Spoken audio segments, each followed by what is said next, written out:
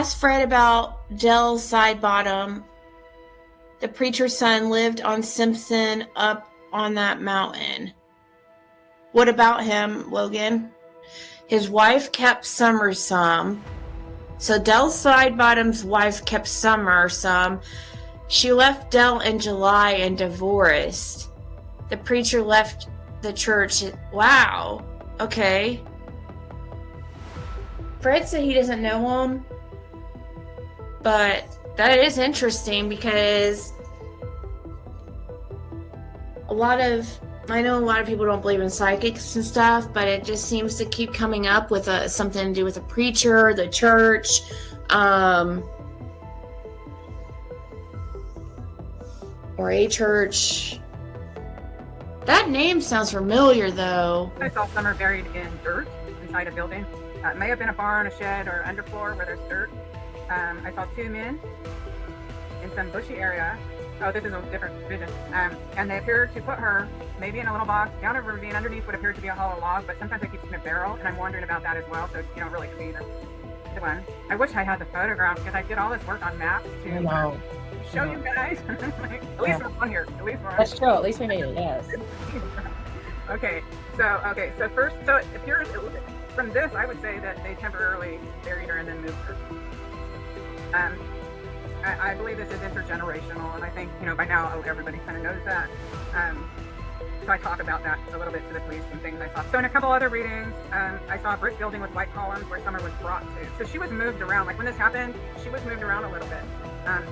There is a brick building with white columns, and I saw an iron gate with brick posts. I kept getting a funeral home, which is most likely a landmark of sorts. The real weird thing was after I had done a short reading, which I sent over that Carl at Enchanted Life Path, and I didn't send him the whole thing. It was just a specific question. I said, I have to draw a line where they showed me before I forget, and I did. And then I sent him the screenshot of this specific funeral home, and I said that someone from that church had been fired from there. But that I saw 3 men actively participating in what felt like I don't know if you're even allowed to say. Yeah, just cryptically say it if you can. SU film. Right. In which the reading I saw, they would have kept her around for a while, but had to do a standard dozier, D-O-Z-I-E-R, combined with the fact that I saw one man in costume plunge, and there is that likely explains it. Other possible urban slang dictionary was, quote, to overdose on medication or to make a slave. So in the end, hopefully they made a pretend movie or something. I always hope until the end. Always hope. Just because I say it doesn't mean it's, this is my vision. Right. What happened in my vision. It's all very theatrical. I mean, and the spirits show you everything for a reason. So a lot of people have took that up and ran with it, and it did look very theatrical. They were filming it, and the person doing the main things was wearing a costume. And what I said, he just did to her. And I saw that they were filming this. Okay, so then I talked about the aquarium. Some people think that was Aquarium at Bays Mountain Park. It sounds more like the aquarium in Gatlinburg. So essentially, somebody was following them around in Gatlinburg, looking at Summer, right? And I told this.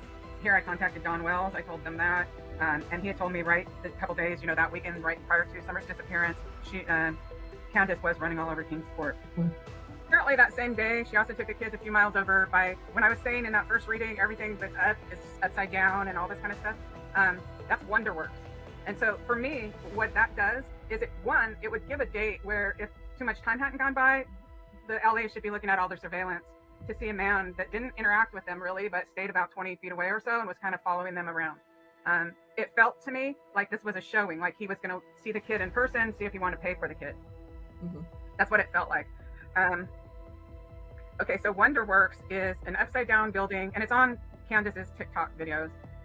It's an upside down building it's a tourist thing. And and I said John Bonet's coming in. Well, they had a John Bonet display at Wonderworks. So at least at the time. So what that did for me personally was confirm that it's very likely the rest of my reading is accurate as well. Okay, and then I saw a carousel, and at that time, so then I was much to my surprise, after the reading, I go on to there and look up carousel in Hawkins County, Tennessee, and there's a carousel in Kingsport. So that is of course likely the place where some sort of transaction took place, some sort of interaction. And as you can see in the 12th minute, I did see the mother, but I didn't see the father. There's a formula to it. A very simple formula. Everybody's a suspect.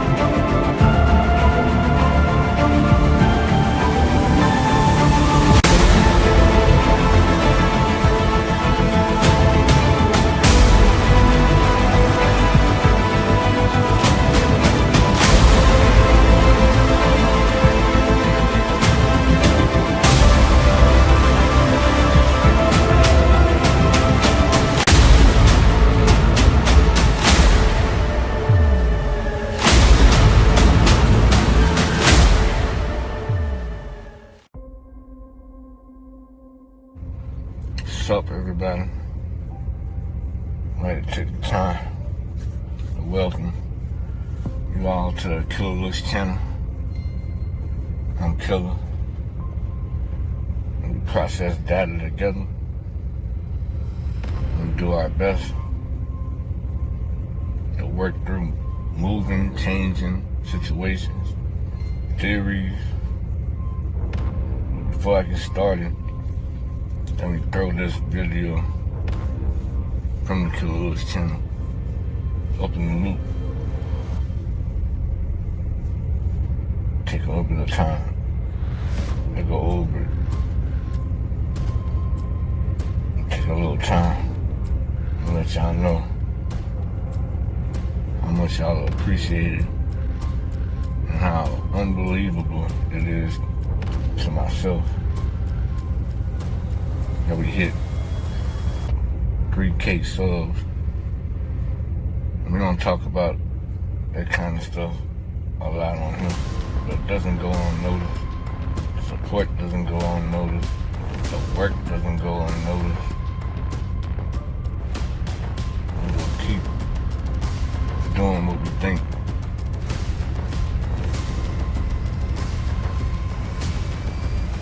I don't know how you would even say it. Doing what we think might be productive to at least oneself if you are stuck looking at these cases. If you're not being productive,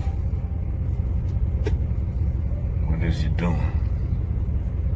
Tonight, crews are searching on the ground. Helicopters are scanning overhead. We are told that police have blocked off roadways in that area in order for them to do a comprehensive search. That's right. Earlier tonight, around 7 o'clock, Hawkins County Sheriff Ronnie Lawson says this 4-year-old little girl named Summer Wells, and maybe we can show you the photo of her again here in just a moment. She was last seen walking away from her home on Ben Hill Road, and that was the last she was seen. Okay, so the footprints, okay, if you go out on Ben Hill Road and you go west, so you go past our property all the way to the end, and you get down a little ways west up this way, there's a dirt road. I can't remember the name of the road, but you turn left into that and you see a bunch of no trespassing signs and all that. You follow the dirt road and it takes you all the way up on top of that hill up there, which overlooks our property. When you're up there, you can look down on our property and see our house. You're looking down on our house, and we live on a hill, so it's a pretty high hill. So there's an unfinished cabin up there. This is the way TBI explained it to me. There's an unfinished cabin up there, and it rained like 2 or 3 days before Summer come up missing. So they found a footprint around an unfinished cabin. And I went up there and I looked everywhere. I don't know what they're talking about, unfinished cabin. I found a trailer. I found 2 trailers, and the other property I was kind of scared to go up around, but I looked everywhere. We are told that police have blocked off roadways in that area in order for them to do a comprehensive search. That's right. Earlier tonight, around 7 o'clock, Hawkins County Sheriff Ronnie Lawson says this 4-year-old little girl named Summer Wells, she was last seen walking away from her home on Ben Hill Road, and that was the last she was seen. Earlier tonight, around 7 o'clock, Hawkins County Sheriff Ronnie Lawson says this 4-year-old little girl named Summer Wells, she was last seen walking away from her home on Ben Hill Road. All right, my people. Ken, taking them notes. God, I might be able to help you, man. You talk about another set of footprints, the unfinished cabin up on a hill, on top of the hill, watching your hill.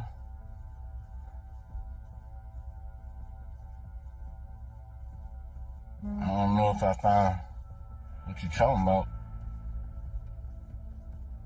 but we're definitely looking at some unfinished cabin up on the hill off a dirt trail, looking up on your hill.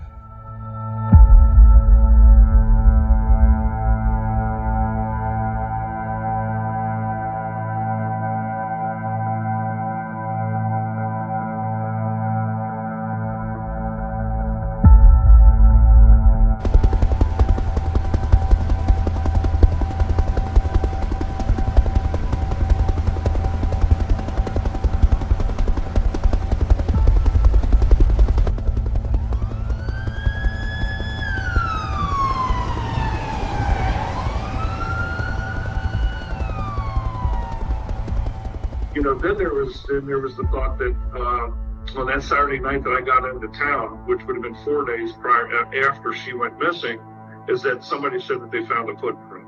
Now, I don't know the truth about that, but they had TBI, FBI, they had some of the locals there late at night.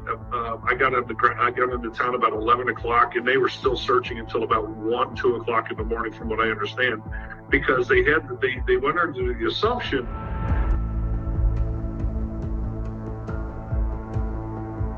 is that, oh hell, maybe if she was abducted, they're seeing all of this go down. They dropped her back off near the woods, and that she was now walking the woods by herself. So then they set up this good perimeter around there, and just kind of worked our way more towards the house to create that funnel effect.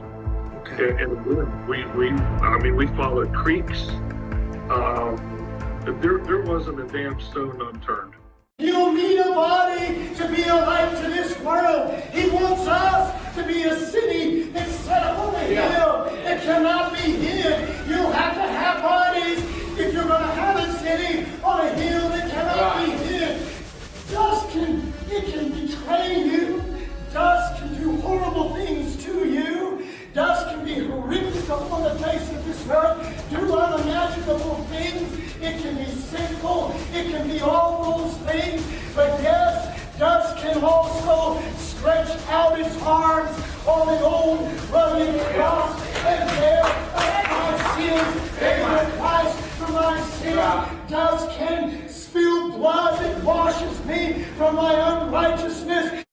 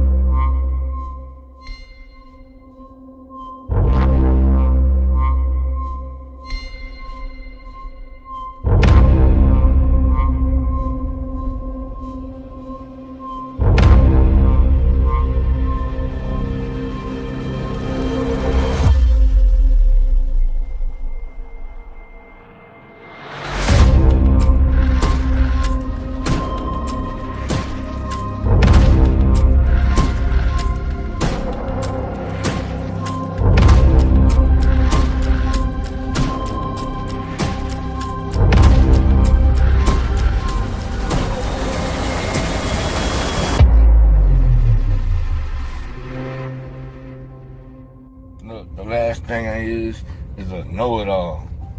Ain't nobody knows it all. I know just as much as y'all, and then it processes in my brain, and I come back to y'all and see what y'all process. Man,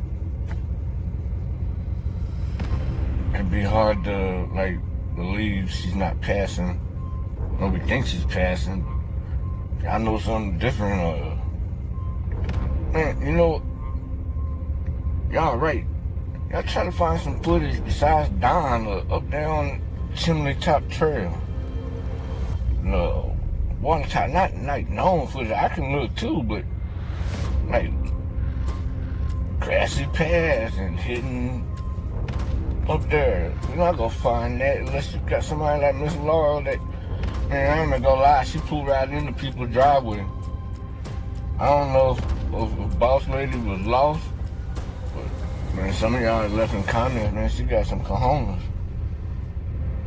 Man, she drove up to some of the spots Don said he... It's done. I can't say nothing else, but it's done. And I saw an iron gate with brick post. I kept getting a funeral home, which is most likely a landmark of sorts. No, they just, it might have been a landmark to drive through. I mean, see, Okay. that it was definitely, I mean, it was weird. It was weird for me. And I saw an iron gate with brick post. I kept getting a funeral home, which is most likely a landmark of sorts. It might have been a landmark to drive through. I mean, see, that it was definitely, I mean, it was weird. I had a dream. There was thousands, 100,000, a million of us standing at that gate. I don't know why, but we're just standing at the gate, strong, all lined up, staring at that gate. From the other side of that gate. That's why I need your help. Helped with the search efforts yesterday. We're told about 2,400 acres has been searched since last Tuesday night.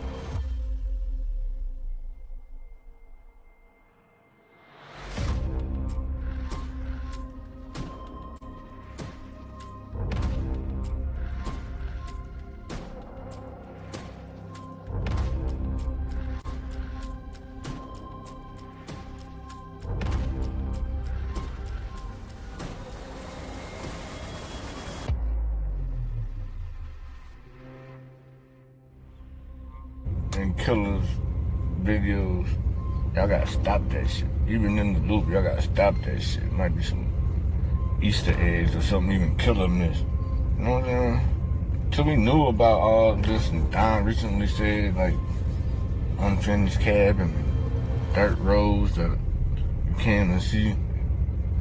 I'm not even talking about road. I'm talking about like a grassy patch that get you somewhere.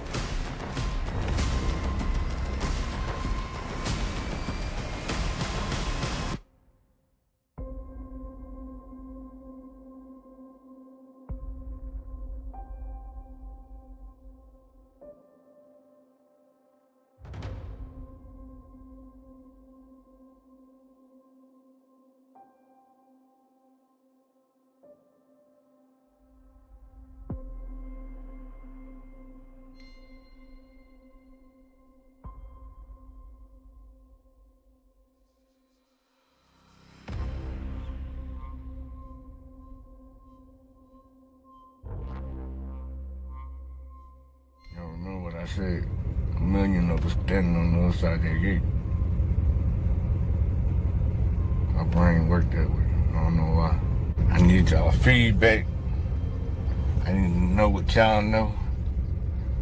And that's a lot of out in the open, able to get to stuff where answers can lie. People could be hitting. Something could have not got searched. Just out in the open. Them deep woods is exactly what they call it. Deep woods is out in the open. There's plenty of stuff in this. I just hope kill out. Best thing to do. Cutting down these, watch the videos all the way through. I got respect for each and every one of y'all creators and family. We can do this. And I see how it really is. Let's do this and keep our karma 100 while we rolling through the streets one time. I'll catch y'all later.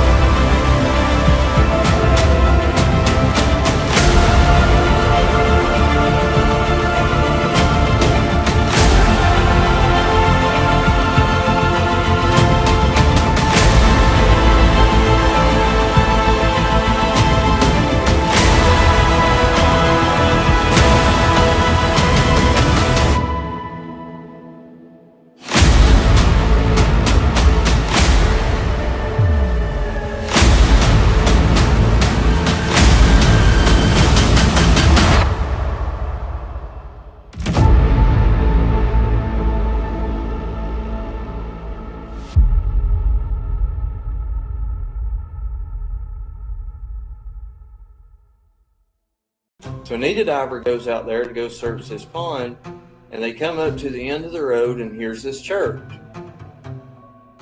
And then there's an old building there, which I know the man's name, but I'm not going to put it out there.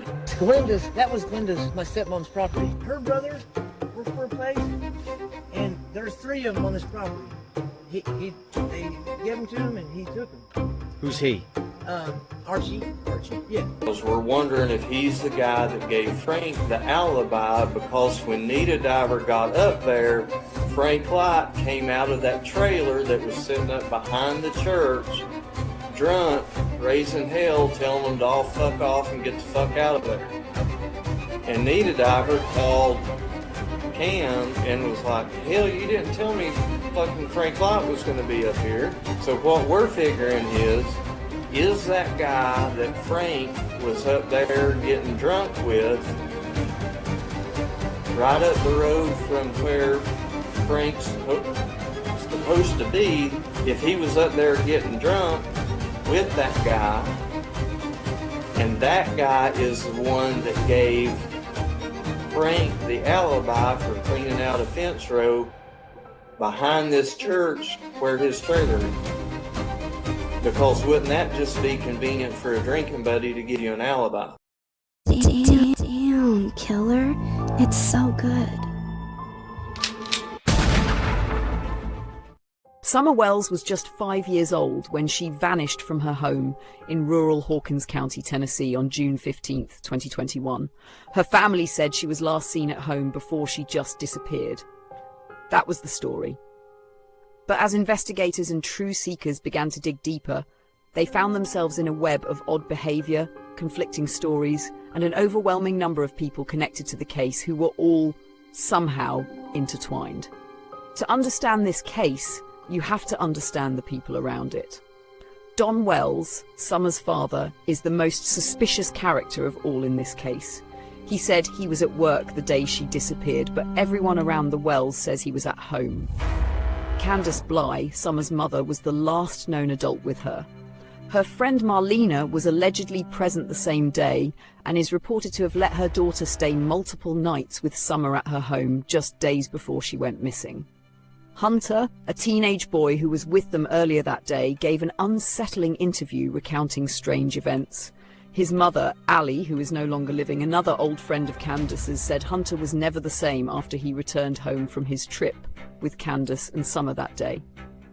Then there's Jody Sue Brown, a neighbour who was on Ben Hill Road the day Summer disappeared, who seems to control and monitor a lot of the online activity.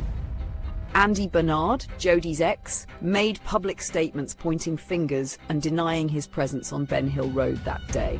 Fred Hill, the Daily Voice on YouTube, with inside knowledge and bold accusations. These are just a few names among at least 20 who were close to the Wells family or to the scene, neighbours, friends, or people otherwise involved in Summer's life. These individuals aren't strangers. Many of them are neighbours. Many of them knew each other long before Summer vanished. The reality in the Summer Wells case is straightforward. Whatever happened to her, the individual responsible remains unidentified and at large. Alongside her disappearance, a series of deaths emerged, events that appear in multiple instances to intersect with the people, locations, and rumours circulating in the case. It begins when Summer was reported missing from Ben Hill Road. The Ben Hill Holler was shut down, but the holler doesn't stop for no one. The next morning, Punkin Taylor was found deceased in a neighbouring town. Punkin was the cousin of Ricky Jr. and Marlena. Local accounts suggest a personal entanglement. The mother of Punkin's children had reportedly been involved with both cousins, later settling with Ricky Jr. At that time, Ricky Jr. was said to be living at the far end of Light Hollow's Dead End Road, adjacent to Ben Hill, an area familiar to many but seldom connected to the larger picture. Until now. Light Hollow is the next holler over from Ben Hill, and as you will come to learn shortly, is very important to the Summer Wells case. So Anita Diver goes out there to go search this pond, and they come up to the end of the road, and here's this church. And then there's an old building there, which I know the man's name, but I'm not going to put it out there. That was Glenda's, my stepmom's property. Her brothers were for a place, and there's three of them on this property. They gave them to him, and he took them. Who's he? Archie. Yeah. Because we're wondering if he's the guy that gave Frank the alibi, because when Nita Diver got up there, Frank Light came out of that trailer that was sitting up behind the church, drunk, raising hell, telling them to all fuck off and get the fuck out of there. And Nita Diver called Cam and was like, hell, you didn't tell me fucking Frank Light was going to be up here. So what we're figuring is that guy that Frank was up there getting drunk with,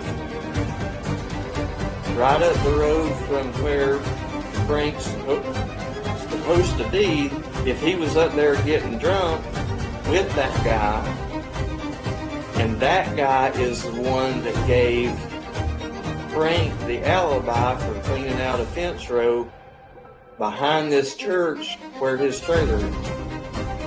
Because wouldn't that just be convenient for a drinking buddy to give you an alibi? Here recently, Marlena publicly responded to statements made by Andy B., who had alleged that Summer was buried in Morrison Cemetery. Marlena countered with her own claims that Andy knew more than he had revealed, and that Chad Arnold her sister's husband and a gravedigger at that same cemetery, was directly connected to events surrounding Summer's disappearance. How did he know that that person or whoever was at the graveyard and, that truck and all that? They were all together as a clan. Exactly. Him and Fred Hill and Cotton and Chad Arnold, and all of them was together on the same exact fucking day. Now come on, don't sit here and tell me that Andy doesn't know something. Andy knows something. So does his wife. So does Candace. So does Dawn. So does Chad. So does Cotton did. That's why Cotton lost his wife. Chad is the man who, at the same time Summer went missing, arrived at Fred's property on Ben Hill and saw Candace walking down Fred's driveway. Fred was not home, and according to accounts, this was the only recorded time Candace visited his property. Shortly after, she was seen heading toward the back of Light Hollow in the search for Summer, which is ironically located directly behind Fred's place. You can cross this mountain right here, and you can be in, unfortunately, Fred Hill's backyard. Fred Hill's backyard. Yeah. Hey, and he's like, even when the cops kill him, I tried to tell him, I said, dude, I know, because I ginseng, I hunt. Yeah. And I was like, dude, I know spots, like, hey. And I showed them, they didn't even know where that holler was by that pond there. Who didn't? The authorities? The authorities, no, there's another. Did they search back here? Yeah. Yeah, they searched, but it's been active search was down there. Yep. How long ago was that? That's been 6 months. So where they all drove here and then just parked and then looked? They searched 2 different times. One time they parked down here, and the other time they walked in. The weeks that followed Summer's disappearance only deepened the shadows. Don Wells would be accused of trying to lure a girl into his truck at Bays Mountain, a girl who happened to be the granddaughter of Roy Lynn Cotton Simpson. So the next thing I freaking hear is this fucking little girl's mother fucking gets on fucking YouTube or Facebook or whatever, says I tried to coerce that little girl into my truck. That's the thanks I get for trying to make sure that little girl was safe.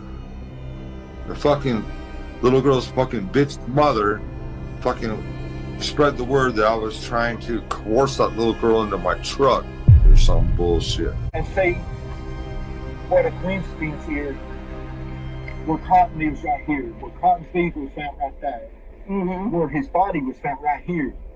Right here's right under there's where on this next road the house sits right under this bank that Don tried to pick up that little girl.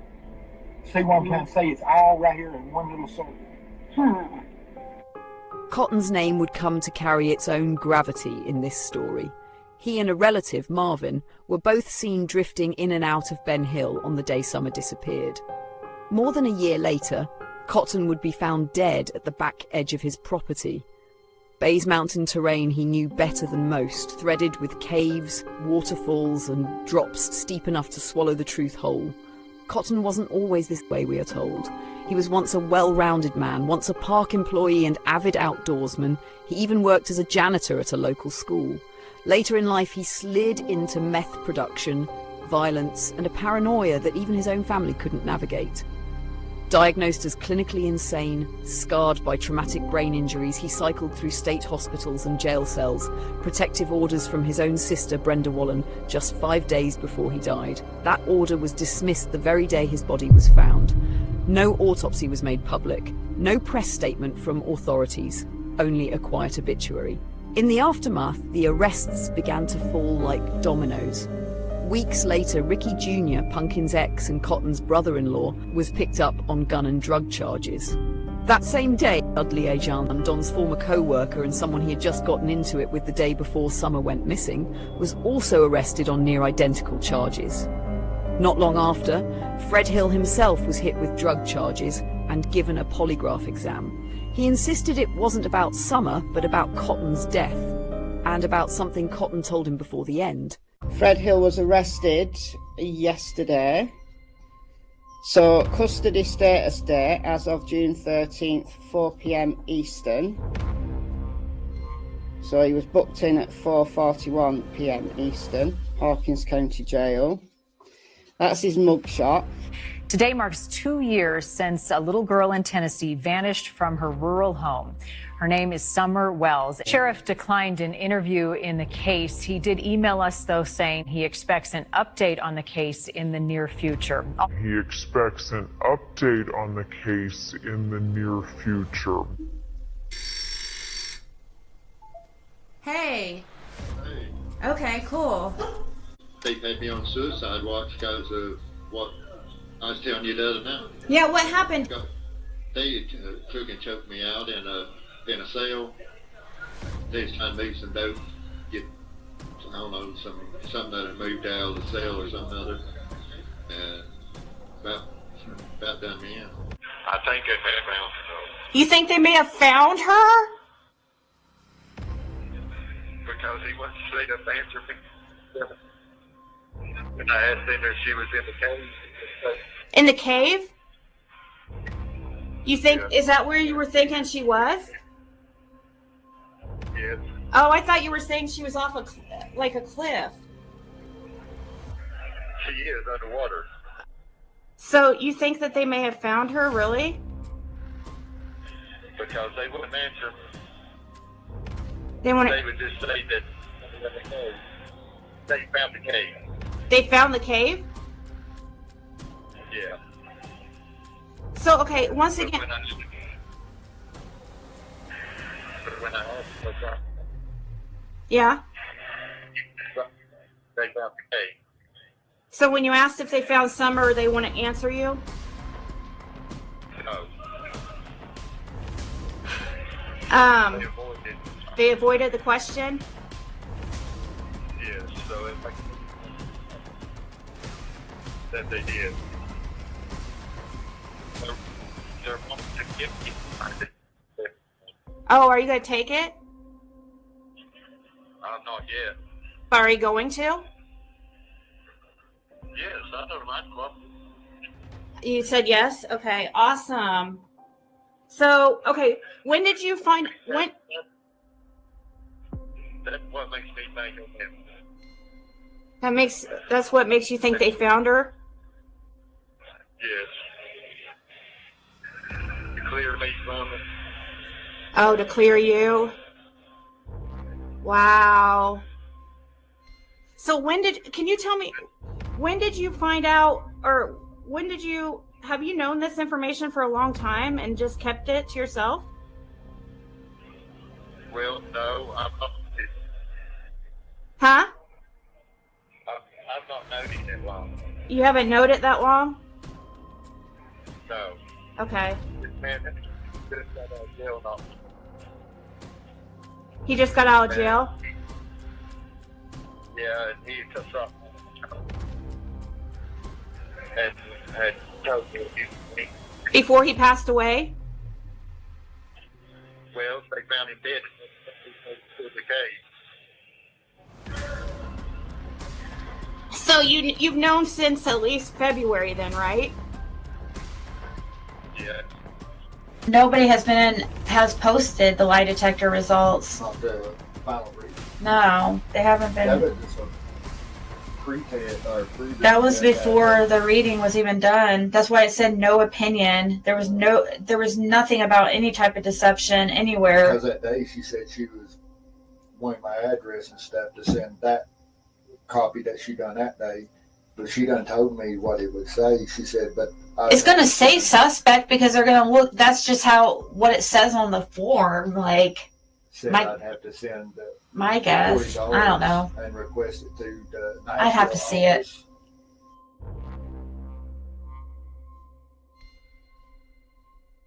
Got all my stuff locked down, said I was under investigation over 2 murders. What? You're under investigation over 2 murders? That's what they're trying to say. What the fuck? I don't know what they're even talking about. They follow you guys. Get in a vehicle and you follow him.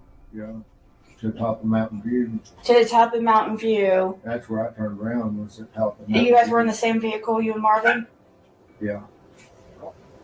So you guys follow him to see because you thought Because he kept acting worried about getting robbed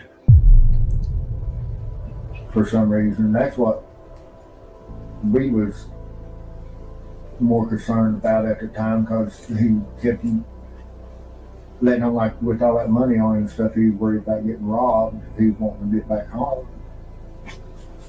So did he know you guys were following him? No. Just being nosy? Yeah. And then you followed him to that. We went to the top of the mountain there at Mountain View and turned from Mountain View on. I'm trying to think, what is that big mountain or mountain trail or something that he pulled onto and back into the church. Cotton Simpson. And that's where his beak was found the next day and stuff. Cotton, he claimed, said Summer was underwater, in a cave, behind a waterfall. Search teams combed similar terrain, but nothing conclusive ever surfaced. The network of names around Cotton's death was tight and volatile. It starts with Jason Arnold, and then Mindy Arnold, and then Peggy Hundley, and then it ends up with Brenda Simpson, and then Martha Simpson, the mom, and then it ends up with Roy Simpson, and then it ends up with Crawford's. Really? It keeps this van. It moves through all of them, and I'm kind of So thinking they all definitely know each other then. they all know each other. Back in the day, Chad Arnold's brother, Jason Arnold, was infamous for armed abductions tied to drug debts and had targeted people connected to George Simpson and Dudley's uncle. Jason himself would become another unexplained death. Pete Clark, living near both the Wallens and Cotton on Bays Mountain, once questioned in Summer's case, now gone, another name on the list of sudden deaths. This is where Putin lived when Summer went missing as well. Where? At this road. Pete Clark lived up this road. Pete and Brandon, all that. Everything connected out here. Everything's with Pete or Clark.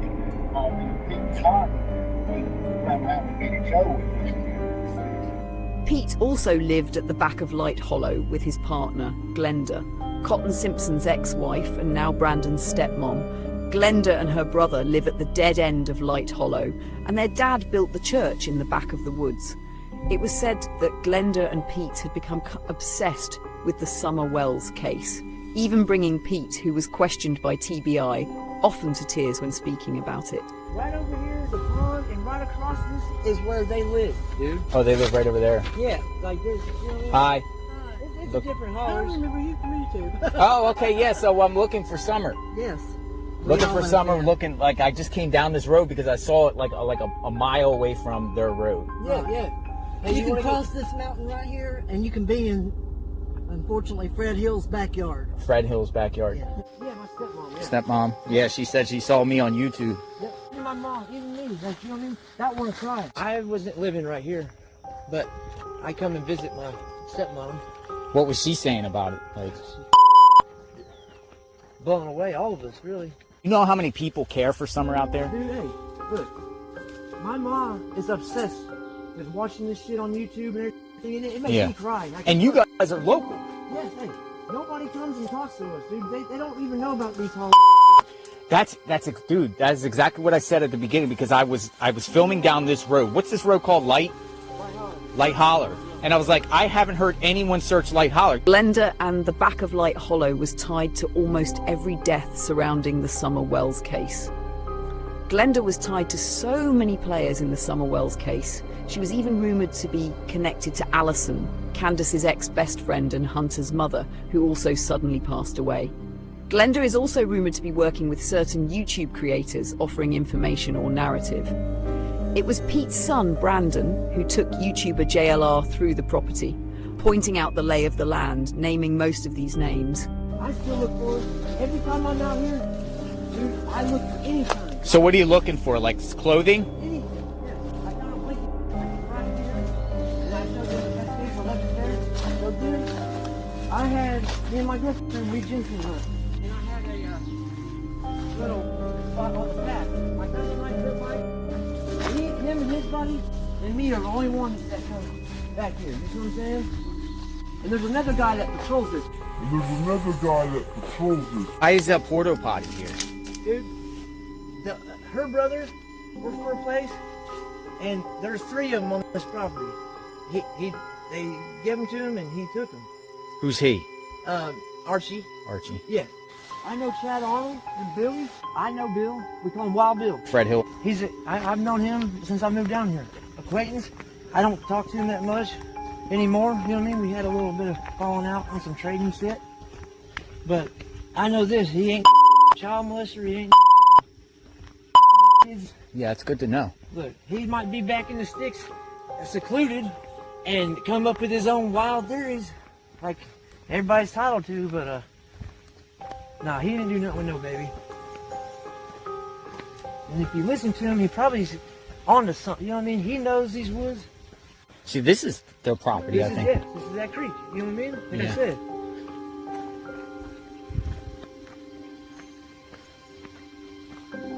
And that's the Menards. Yeah. See, I ain't gonna say about that either, but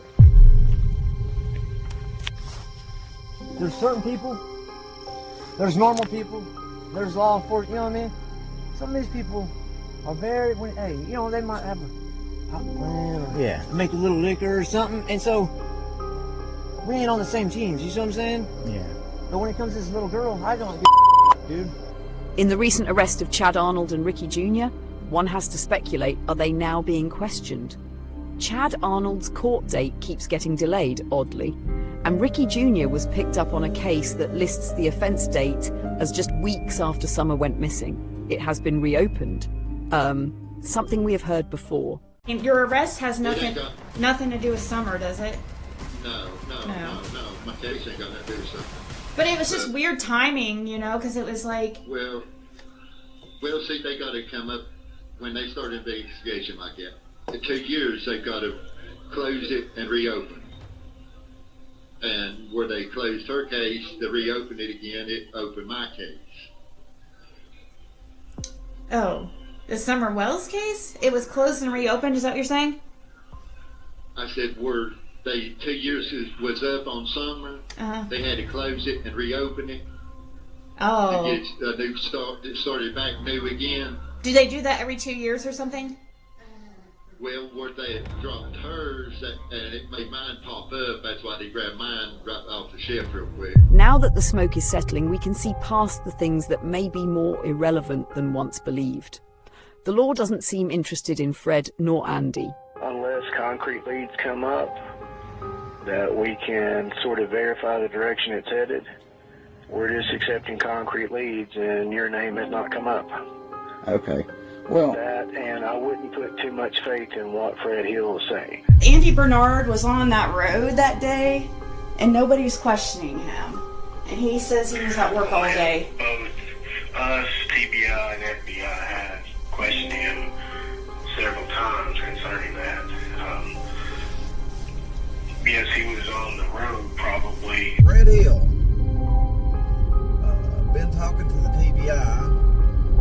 I kind of get the feeling that when it comes to the Summer Wells case, they're just not interested in Fred. I got a feeling that they're interested in someone else. You know, they're not interested in Fred. Two individuals who have been in the spotlight of this case for its entirety.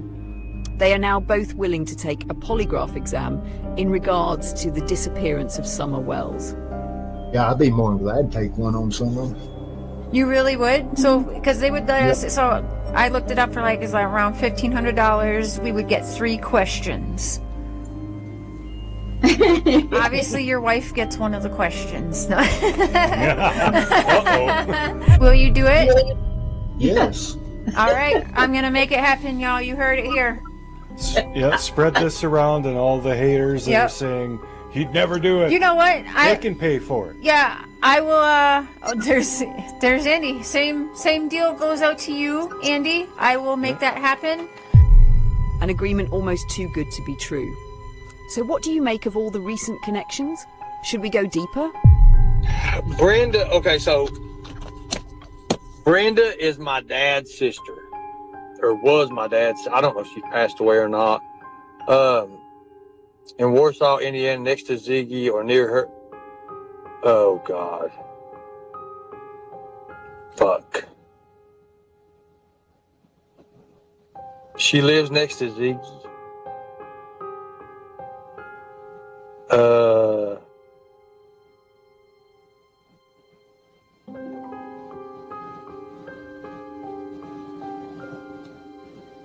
Wow. Wow. Wow. Join us next week on As the Holler Turns.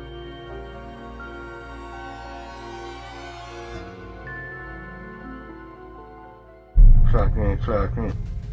Okay.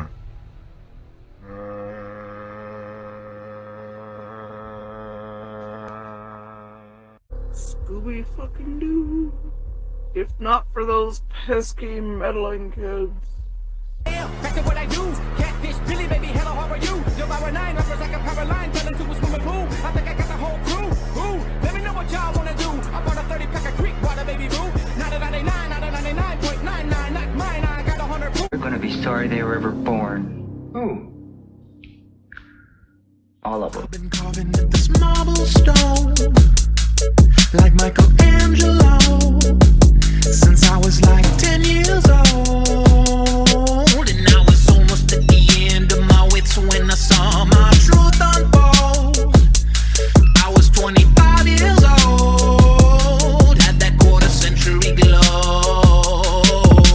Safe and sound, box in the home. What you gonna say to me now? Ace with the crown, I'll straight to the ground, cause I miss my life aiming straight for the crown. The higher the climb is the greater the fall. Stiffer the drink is the deeper you sleep, and the more you put in is the more you withdraw, and the more things blur is the clearer I dream. Rely on me like the words of a saint, and nothing kill quicker than the burden of hate. The circle of time is the curve of your faith. It's pretty abstract, but I fuck with the shape.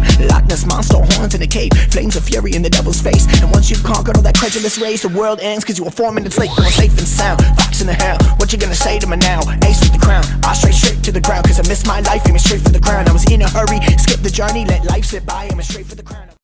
See this from my dad and my Uncle Rick.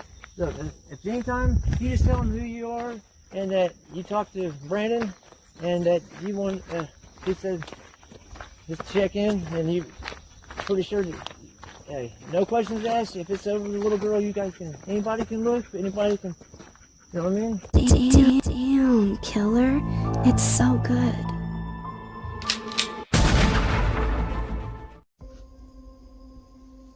Mic check. That's cool. Coolest town. What's up, fam? Whoop whoop. Y'all know how we get down. About the ground and pound. Some data.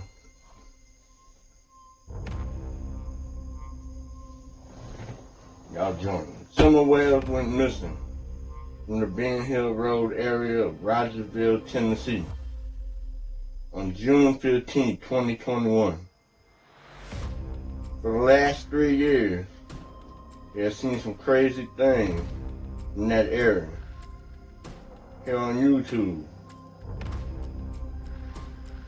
Like the time Fred said Cotton Simpson knew where someone's body was hidden.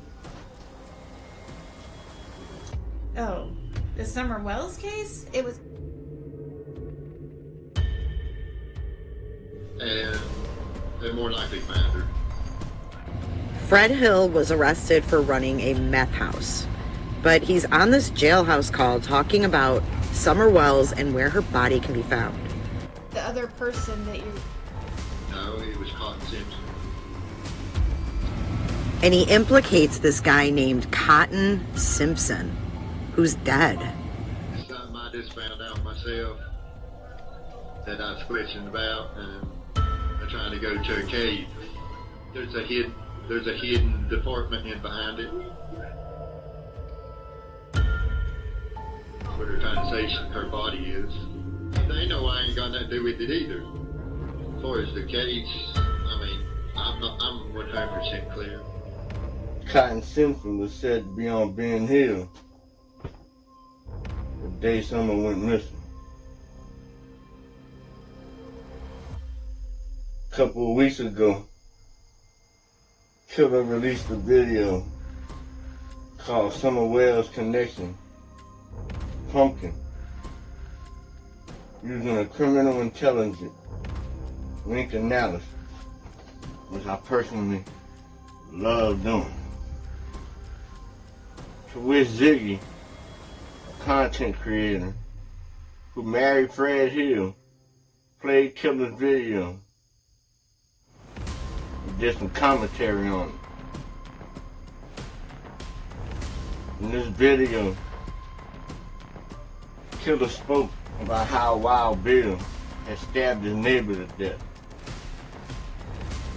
While connecting Wild Bill visually to Brandon Clark, it is easy to see why people may have thought Killer was saying Wild Bill stabbed Brandon Clark to death.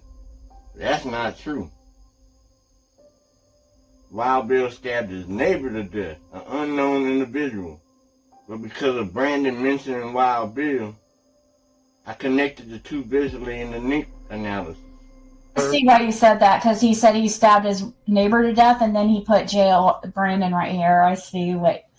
Okay. So he wasn't saying Brandon. Okay. I wonder who his neighbor is, though. When Fred saw the video, he texted his ex Laura, who is now allegedly with David Bays, Brandon's father-in-law, and asked if she had heard about Brandon. And Fred came back and said, sorry. Wrong guy, y'all. Like, the other night he texted me and asked me if I heard about Brandon Dykes getting killed.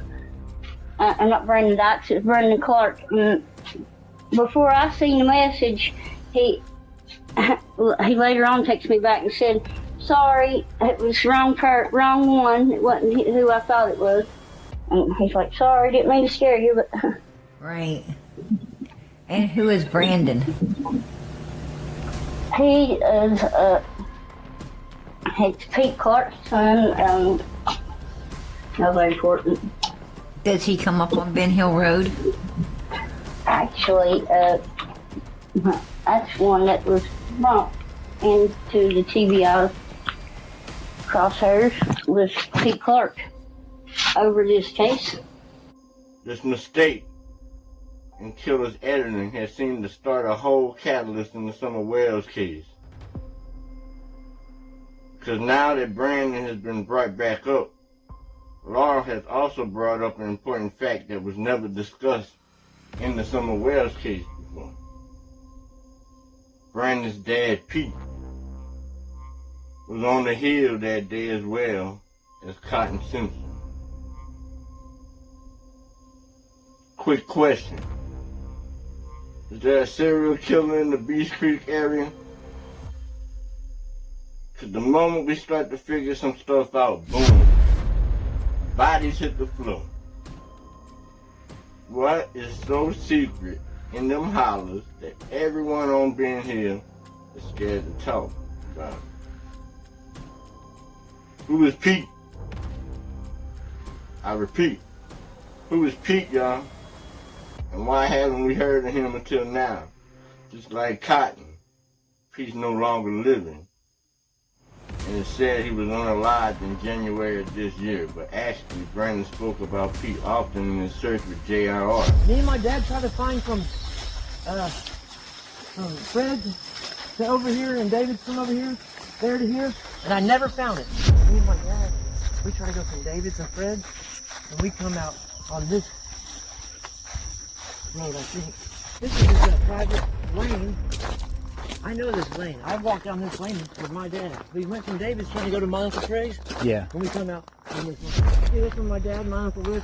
Look, at game time, you just tell him who you are and that you talked to Brandon and that you want, he said, just check in and you pretty sure that, hey, no questions asked. If it's over the little girl, you guys can, anybody can look, anybody can, you know what I mean? He showed J.R.R. the path him and his dad walked through the hollers to get from Brandon's uncle's and dad's house in Light Holler over to David Bay's house over on Ben Hill Road. In that walk, we saw many, many things. Like the old church in the woods. If you pay attention to the mailboxes on the church, and do your own research, you will see names like Pete, names like Ricky Jr., living at the same address. all living at the same address across the street from that old church. Dude, I've looked. Even like them old houses, me and my dad get mad at What is that? the church, bro. Oh, people come here for church? Yes, yes, sir. Really? Yeah, this is the church in the woods. All the porta potties hidden in the woods from Uncle Archie. Said to be used as deer blinds. Lots of deer blinds all over, but ain't nobody hunting no deer over there, man. Couldn't know what all them deer blinds is for. Lookouts, binoculars, bulletproof vests, walkie-talkie. Yeah, we know. Over here is Ben Hill Road. If you keep coming back to here, there's the old logging roads back through here, bro. Oh, there's there. Yeah, like right here, there's a porta potty. Where's it at? They look in it, blah, blah, blah. Ow, God bless it. Look, if I was going to do something, where is that porta potty at? Right there. Oh, a porta potty. That's a structure right there. You know what I mean? That's so I'm saying, just no matter what, be careful. Watch your feet for snakes, dog. Yeah. I just shot one a few days ago. This is a porta potty. I hunted in it last year. Why is a porta potty here? Dude, her brother worked for a place, and there's 3 of them on this property. They gave them to him, and he took them. Who's he? Archie. Archie. Yeah.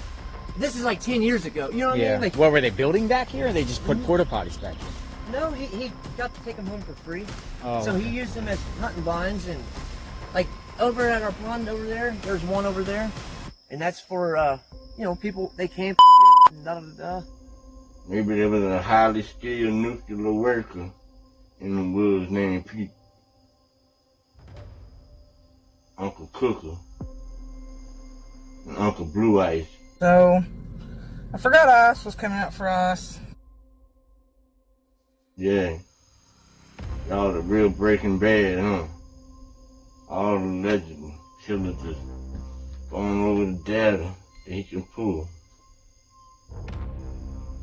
All them cameras that came up missing on Big Hill. Let me repeat. All them cameras that come up missing on Big Hill. The ones on Light Holler go missing too. Killer bet they did. Why was Candace walking down Fred's driveway looking for Summer before she was even reported missing, god dang it, and drove over to Light Holler where Pete and Ricky lived and was looking there too. Candace, which one of you think got your baby? Which one of them think you got your baby? That was your first instinct, your first motherly instinct. We know you know. And we know you're scared to say who. Off top, Ben. Cornbread Mafia. Not Cornbread Mafia with a C. Cornbread Mafia with a K. That Cornbread Fred. And what you see, bruh?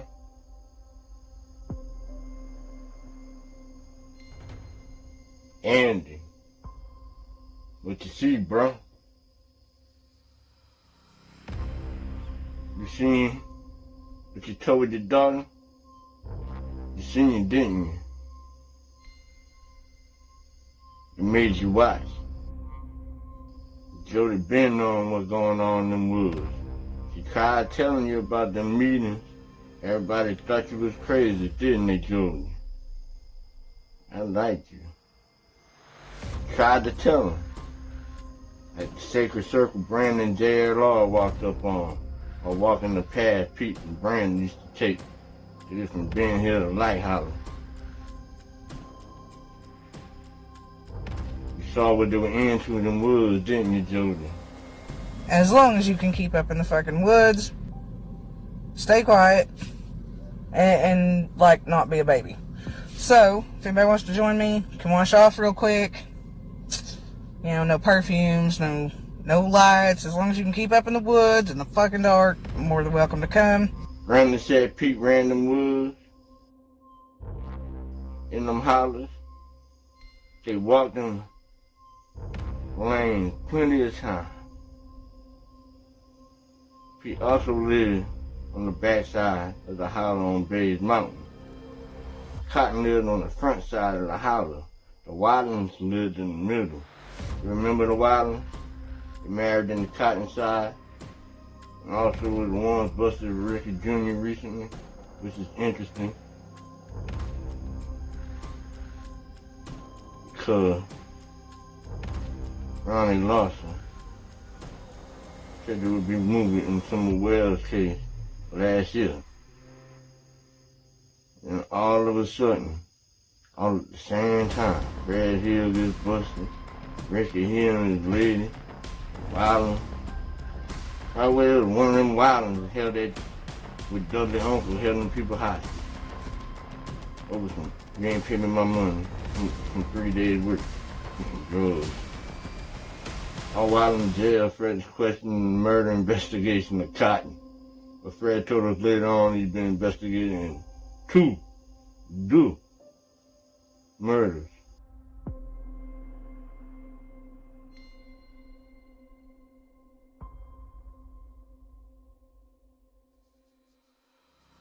Said I was under investigation over 2 murders. What? You're under investigation under 2 murders? That's what they're trying to say. Cotton's granddaughter. Wasn't she a Wildland? The one who Don Wells allegedly tried to lure into his truck. Of course, Don said he was trying to save her. Maybe he was trying to save her from all these motherfuckers. And do we even need to mention R.I.P. Pumpkin Taylor? Or what about the path of some of his footprints?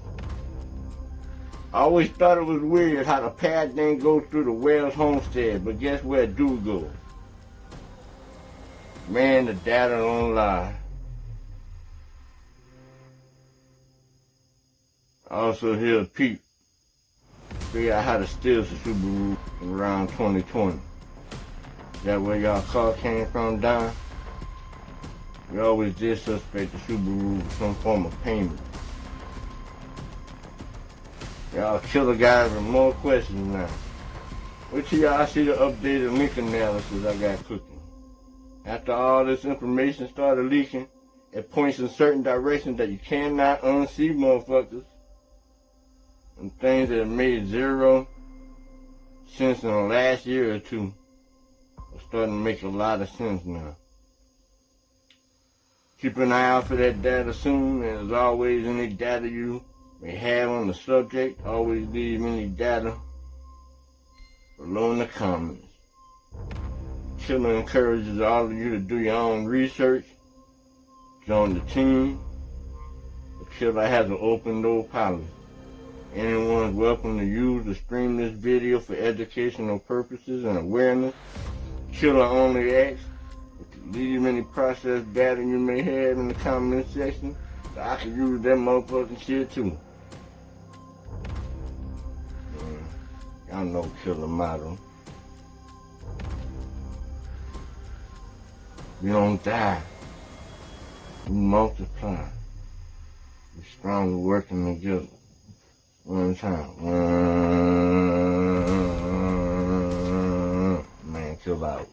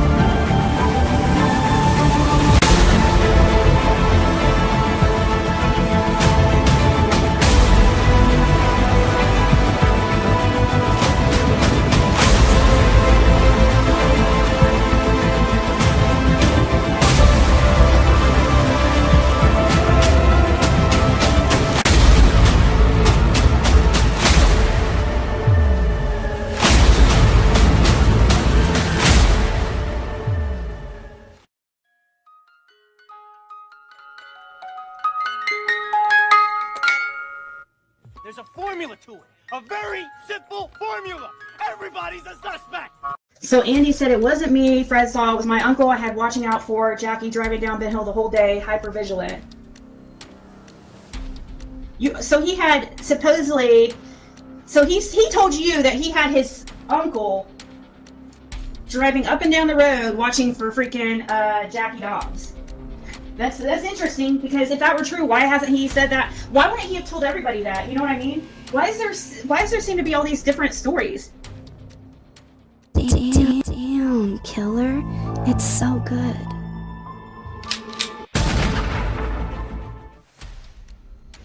What's up, everybody? Y'all know how Killer get down. He don't like to keep y'all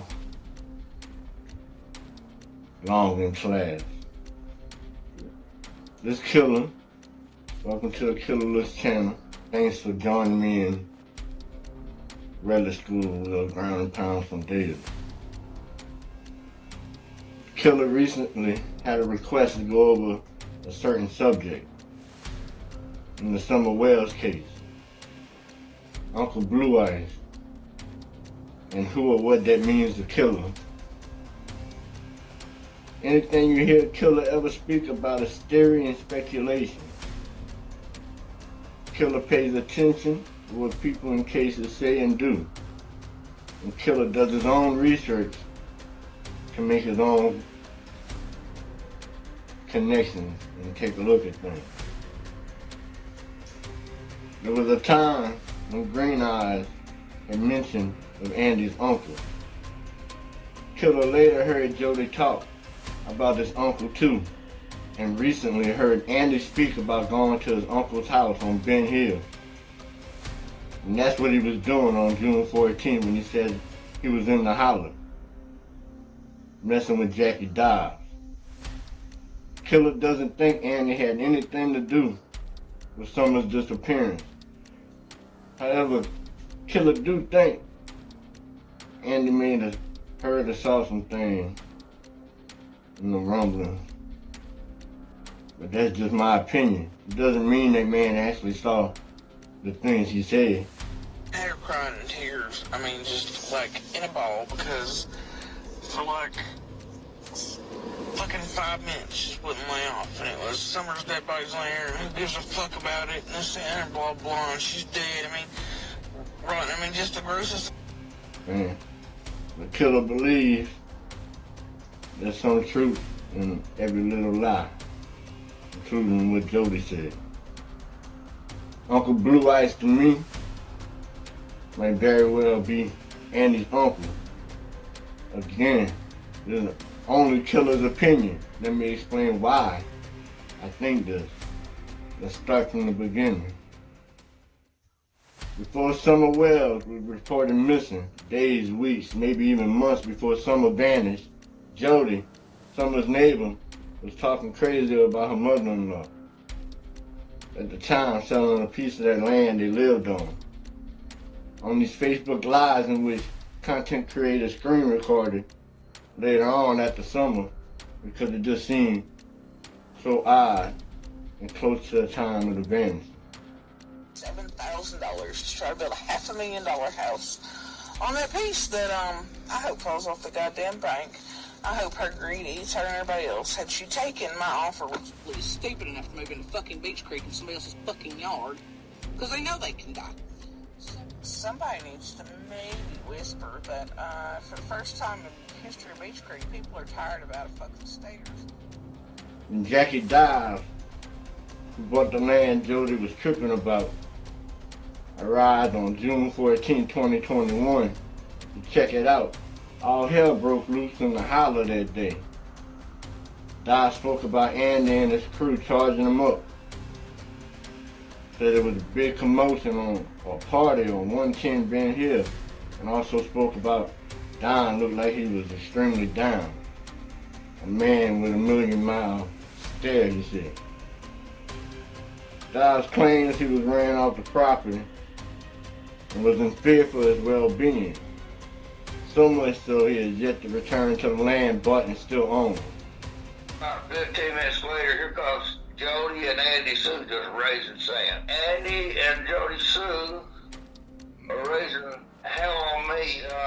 I could tell I wasn't too much welcome there.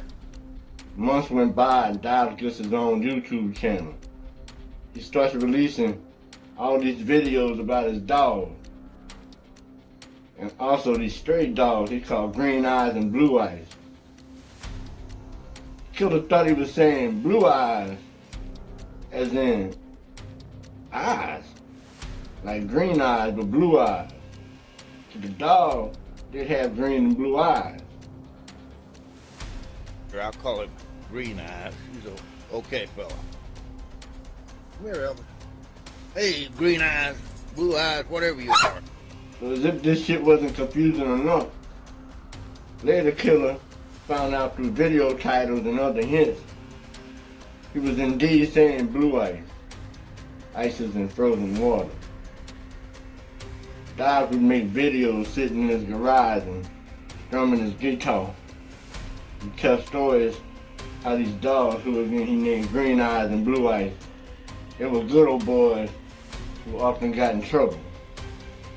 He wrote a song, took pictures of the lyrics with cryptic misspellings and messages that seemed to be about the whales. Killer thought he was tripping. Killer thought he was going crazy until Dobbs released a random video with a not-so-secret message that was undeniable.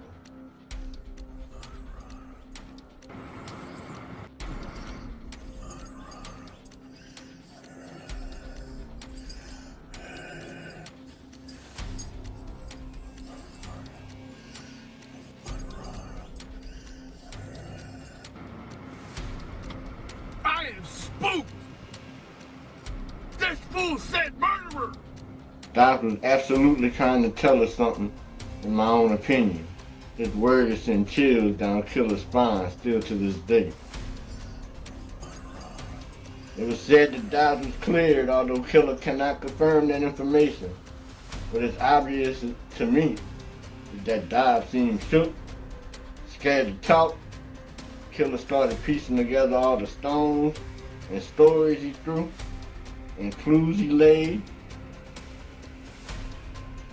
Trickled one by one. He just seemed to leave them behind, y'all. Wow, y'all. The clues started telling Killer a story. So naturally, Killer started connecting the dots when dealing with Dobbs. Where did Andy go first? His uncles? I was down there on the 14th dealing with Jackie, and I went up to the uncle's house. Who confronted Dobbs and scared him so bad? Andy and his uncle? It about Dobbs is when my uncle came in and talked to him when he came in that evening. Where was that vehicle when my Uncle John seen him? Where did Jody complain Andy went for his hard drugs? His uncle? Like, do you care to explain why you were at John's today? Because you didn't have Grant, and so there's only one other reason, and it's called dope. The Killer thought, who the fuck is this uncle and why Dobbs keep hitting Blue Eyes? Killer did a little research. Found an uncle who lived between Fred's mama and David Bays. David Bays. On Tennessee Property Bureau, a public website, this uncle's name resembled John Henry. Killer won't mention the last name, but if you remember in folklore, John Henry was a mighty man, born with a hammer in his hand. And it struck me, Jackie Dodd made a video one time about a hammer and posted it for sale. It was cryptic and odd.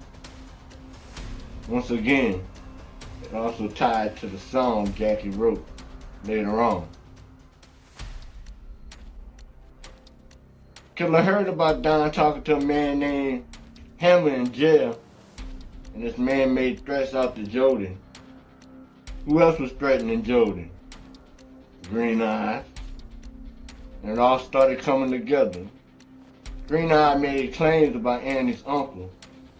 Said he was known for and as Blue Eyes, which is a form of pure hard drugs. Green Eyes. Green Eyes! There he is. Remember when people said Don was home earlier, 3:30ish? It's Andy's uncle that was saying he was. But they won't identify the uncle who can be the suspect.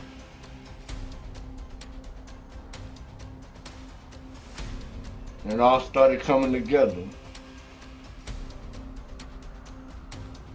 Killer remembered Jody talking about Andy going to his uncle to do said drug and cheat on Jody with his now wife. I was like, do you care to explain why you were at John's today?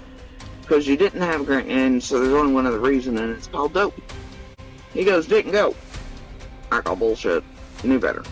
And make no mistake, he was begging stall there as well. It's right across the road. But anyway, yeah. There was some funky shit up. Killer also remembers Candace saying there was a blue van parked at the bottom of the driveway, and everyone assumed it was Jackie, dark blue blazer. Who was there when you got home? There was nobody there. There was my mom mentioned the blue van across at my neighbor's house, but I just figured she had company. Auto was a four-wheel drive, like Ford Escape or a Bronco. It looked like a blue minivan to me, but I don't know. Small blue minivan? That's what it looked like to me. Come to find out, Andy's uncle owned a Tacoma and a van. Shit just gets crazy. The uncle also owned, or used to own, a gun shop. Killer remembers rumors of explosives, of gunpowder. It always flooded the YouTube streets, the underground. And we run. Although Killer can't remember why. And that's why I'm here today asking y'all help. I dropped that process data y'all got on it and Killer's comment. He died too scared of the Andy plan that he was releasing cryptic messages trying to get the word out about what he saw that day.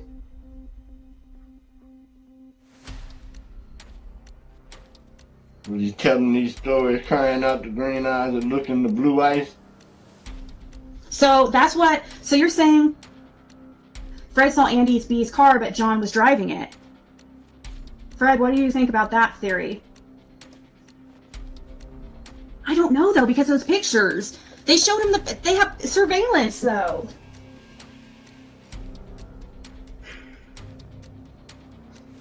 So Andy's claim to you that it was John driving.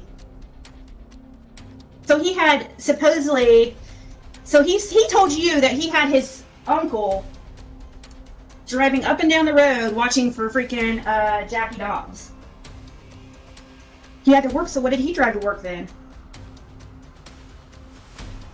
John had his own car. And he has a van. John drives a van.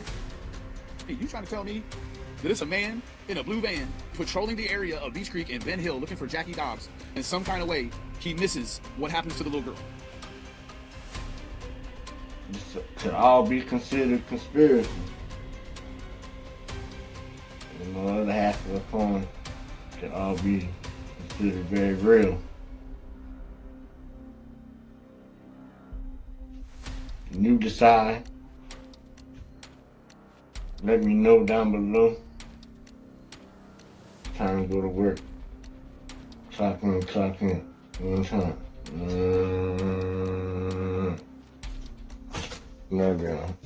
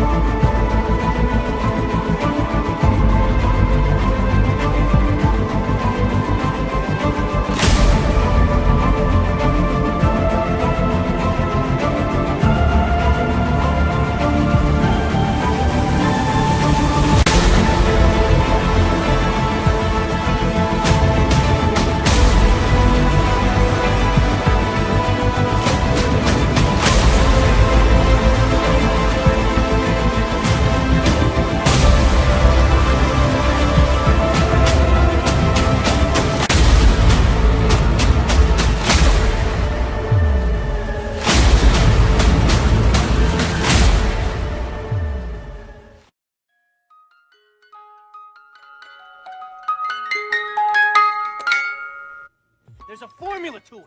A very simple formula. Everybody's a suspect. No, I think some weirdo in the holler snatched her. So you think it was like an opportunity thing? Like she Oh, yeah. was unattended? Somebody's been over the house a couple times, knows the road. But where is she? Who knows? Summer Wells was 5 years old when she was reported missing from the Ben Hill Road area of Beech Creek in Hawkins County, Tennessee. We already know who most of the suspects are. Their names, their habits, their alibis, their grudges. That list has been written and rewritten 100 times over. But this isn't about suspects. It's about Summer Wells. It's about tracing her path, following the scent, the footprints, the intersections that tell us where she may have been taken, where she may have paused, and where the trail speaks the loudest. Criminal intelligence doesn't just hunt people, it hunts truth in the patterns they leave behind. And the truth here is that until Summer is found, suspects are just distractions. And it's not about finding suspects anymore, it's about finding Summer. Damn, killer. It's so good. In a missing child case, the concept of line of travel becomes one of the most important anchors for understanding what happened. Every footprint, every scent trail, and every physical disturbance in the environment acts like a breadcrumb. When pieced together, these elements form directional lines that investigators can map out. The importance is not just in the fact that a trail exists, it's in what the direction of that trail tells you. Footprints, for example, are not only about presence but momentum. A single print might tell you the child moved from point A to B, but when multiple prints are discovered, layered, diverging or converging, they begin to reveal choices, maybe hesitation or handoffs or even a possible pursuit. Likewise, a scent trail picked up by a trained dog can show continuity beyond where the human eye loses track of physical impressions. A child may leave only intermittent prints in the ground, but scent particles linger and can extend that directional line of travel far beyond what visible evidence alone provides. When you lay these lines of travel over a map, footprints in one direction, a dog's scent alert in another, you begin to see patterns. Sometimes they parallel, confirming the same route. Sometimes they intersect, which is where things become critical. Intersections may reveal points of contact, where the child met another individual, where a vehicle was stationed, or where confusion or resistance occurred. Criminal intelligence analysis treats these intersections not as accidents, but as signals. They suggest intent, opportunity, and often the hand of another party. By aligning multiple lines of travel, footprints, scent trails, and eyewitness accounts, you're not just drawing paths, you're overlaying behaviors. You can begin to see if the child was wandering randomly, being guided, or forcibly redirected. It is in these moments of overlap that the investigative picture sharpens. Criminal intelligence thrives on these correlations. A line of travel doesn't just tell you where someone went, it shows you what happened when their path crossed with someone else's. Everything begins at the Wells home. This is where Candace Bly, Summer's mother, says she just disappeared. From there, the Summers scent trail was lost at the end of the driveway or dog trail area, suggesting to many that she was put into a vehicle and driven away. But this is where it gets interesting, because her scent doesn't leave Ben Hill, it enters it. Because the next scent hit was more towards the centre of Ben Hill, near a private property bridge. What's significant is that the scent doesn't stray off, it follows a defined path, suggesting either purposeful movement or transport. It continues in alignment a little further into Ben Hill Road until it reaches near a particular property that we will circle back to in a bit. It is here that, just a little bit further into Ben Hill, is Fred's driveway, where scent dogs hit as well. The cluster of multiple scents in this area, in criminal intelligence, is extremely important. That's a hot zone, a place where scent accumulates or renews, often meaning the child, or the object carrying the scent, paused, was transferred or handed off. We can see a direct line or path of travel in these scents when zooming out and looking at the bigger picture. If Summer had just wandered off, you would think these scents would be more erratic, but they follow a certain line of travel, pointing to a defined path or direction. Now let's look at the footprints. One footprint was found high on a ridge, not far from Summer's home. A scent dog confirmed the hit. Don later said he went looking for the prints near an unfinished cabin, but what he found instead were 2 trailers. Okay, let me explain it to you the best that I can. I talked to TBI about that, okay? So if you come out Ben Hill Road, okay, let me start with the scent dog. They smelled her clothes. We watched. Well, me and Candace sit here and watched the whole thing happen. So they took some of her fresh clothes out of the dirty laundry. The dog smelled it. They took them to the basement door. The dog went straight down the dog trail to Ben Hill Road down there. And the dog circled when it got down there and lost the scent. To me, meaning that she was thrown in a car and drove out of here. Okay. So the footprints, okay, if you go out on Ben Hill Road and you go west, so you go past our property all the way to the end, and you get down a little ways west up this way, there's a dirt road. I can't remember the name of the road. Whoever is responsible for June 15th was most likely out here watching. And by the way, Dawn, the name of the road is Sampson. But you turn left into that and you'll see a bunch of no trespassing signs and all that. You follow the dirt road and it takes you all the way up on top of that hill up there, which overlooks our property. When you're up there, you can look down on our property and see our house. You're looking down on our house, and we live on a hill, so it's pretty high hill. So there's an unfinished cabin up there. This is the way TBI explained it to me. There's an unfinished cabin up there, and it rained like 2 or 3 days before Summer come up missing. So they found a footprint around an unfinished cabin, and I went up there and I looked everywhere, and I don't know what they're talking about, an unfinished cabin. I found a trailer. I found 2 trailers, and the other property I was kind of scared to go up around, but I looked everywhere. If you come down your driveway right here, yep. You come up through here, you turn up towards Mary Sexton's house, that's Simpson Road. So it dead ends, but it because of a gate, right? Yeah. Right here. Yep. Okay, and then it comes on down here. So that's the road I've been up 100 times. Right. Up on top of that hill right there. So Josh's land would be right here. That hill right there overlooks our property. And then the back here would be where those prints were back on behind Mary Sexton's. That's Mary's house right here. Oh shit! Is it? Yep, that's right. And then back here, yep. This is Cricket. Oh, right there. Go ahead. That hill right there overlooks our property. Those trailers carried a history, passing through the hands of names like Simpson, Arnold, and even Don's own stepsister, Mary Sexton. At the time Summer disappeared, it was an Arnold man who owned the 2 trailers Don spoke of. And oddly enough, at the same time Summer went missing, the map shows an unfinished cabin.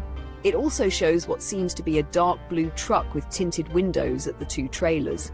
Was this Arnold somehow connected to Chad Arnold, who was located near the intersection of the lines of travel when Summer went missing? This would be considered an anomaly. In criminal intelligence, an anomaly is a pattern, event, or data point that deviates significantly from what is considered normal or expected. These inconsistencies often indicate potential criminal behavior, security risks, or threats that warrant further investigation. The Arnold man later sold the 2 trailers to the same man living on top of the ridge where one of the prints were found. He was a local preacher man, the same one who opened his church as the command center for the search. When the preacher preached about Jesus dying on Calvary, and he preached about judgment, and he preached about eternal damnation, and finally, somehow or another, that message clicked with you, and you started thinking, I need to get things right. I'm not in a good standing with God. I don't want to be eternally damned. I can't seem to make the contact that I want to make. I can't seem to hear the voice that I want to hear. And something tells you that your body is what's in the way. And so you start thinking, I wish I could just shed this body. You ever been in a situation, life's not going so good, and you'd like to say, God, just come take me now. I don't need to go through all this. I just want to get out of this body and out of this situation. There's a scene in the Bible. There's been gathering around a sacrifice that has been made, and they're praying around that sacrifice. They're praying to a false god, a god named Baal, and they're cutting themselves and slashing themselves with their sharp objects, letting blood out of themselves because there's something wrong with their body and they need to get in touch with what they consider the divine because they need fire to come down out of heaven and consume their sacrifice. And so you're starting to get tense and disturbed a little bit. But then somehow the conversation leads a little bit further and you start talking about the resurrection and how, well, what about Jesus rose from the dead? You don't need a body to be a light to this world. He wants us to be a city that's set up on a hill that cannot be hid. You'll have to have bodies if you're going to have a city on a hill that cannot be hid. Dust can betray you. Dust can do horrible things to you. Dust can be horrific upon the face of this earth, do unimaginable things. It can be sinful. It can be all those things. But yes, dust can also stretch out its arms on an old rugged cross and bear my sins, pay the price for my sin. Dust can spill blood that washes me from my unrighteousness. Septic records later revealed more about the two trailers, a private cemetery in the back, and old logging roads that made a cut from the well's power line opening that went into the woods, forming a path. Straight to the cemetery. The cemetery had a deeded right-of-way drive that can never be blocked. What names are in this private cemetery? The other print was further down by Beach Creek Road. It suggested she was either dropped back off in the woods near the home or picked up by a vehicle, depending on the direction of travel. The prints aren't random, they align with each other, forming a direct path or direction in a certain line of travel, the same straight line as the scent path, but not parallel to it, intersecting with it. That alignment matters. When scent and prints agree in general bearing but are offset geographically, it often indicates multiple movements. One line could represent where the child physically walked at some point, while the other might reflect where scent drifted or where the child was carried or transported. But what really stands out is the intersection point. The red directional lines cross near the certain property we spoke about earlier. In criminal intelligence mapping, an intersection like this is rarely coincidental.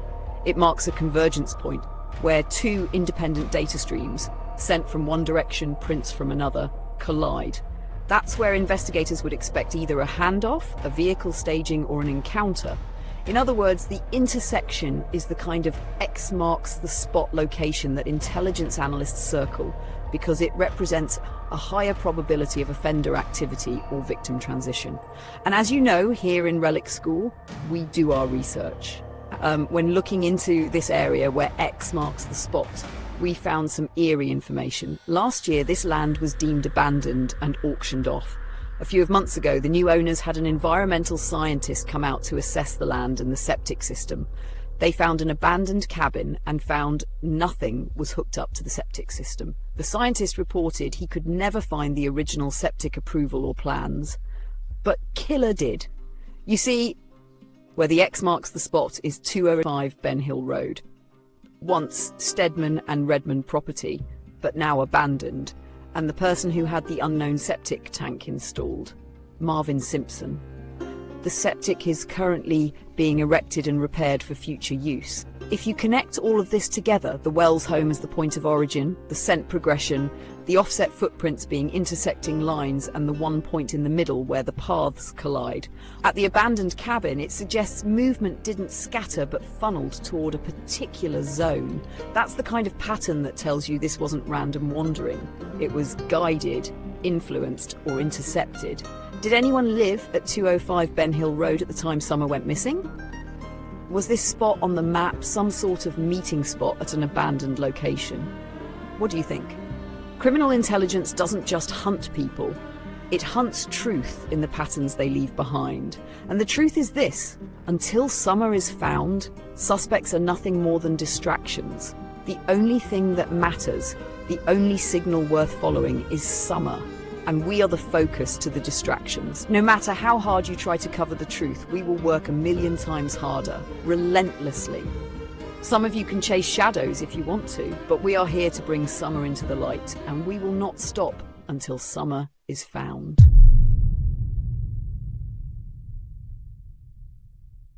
I can say that we've been following up on information that we've received in the last few months.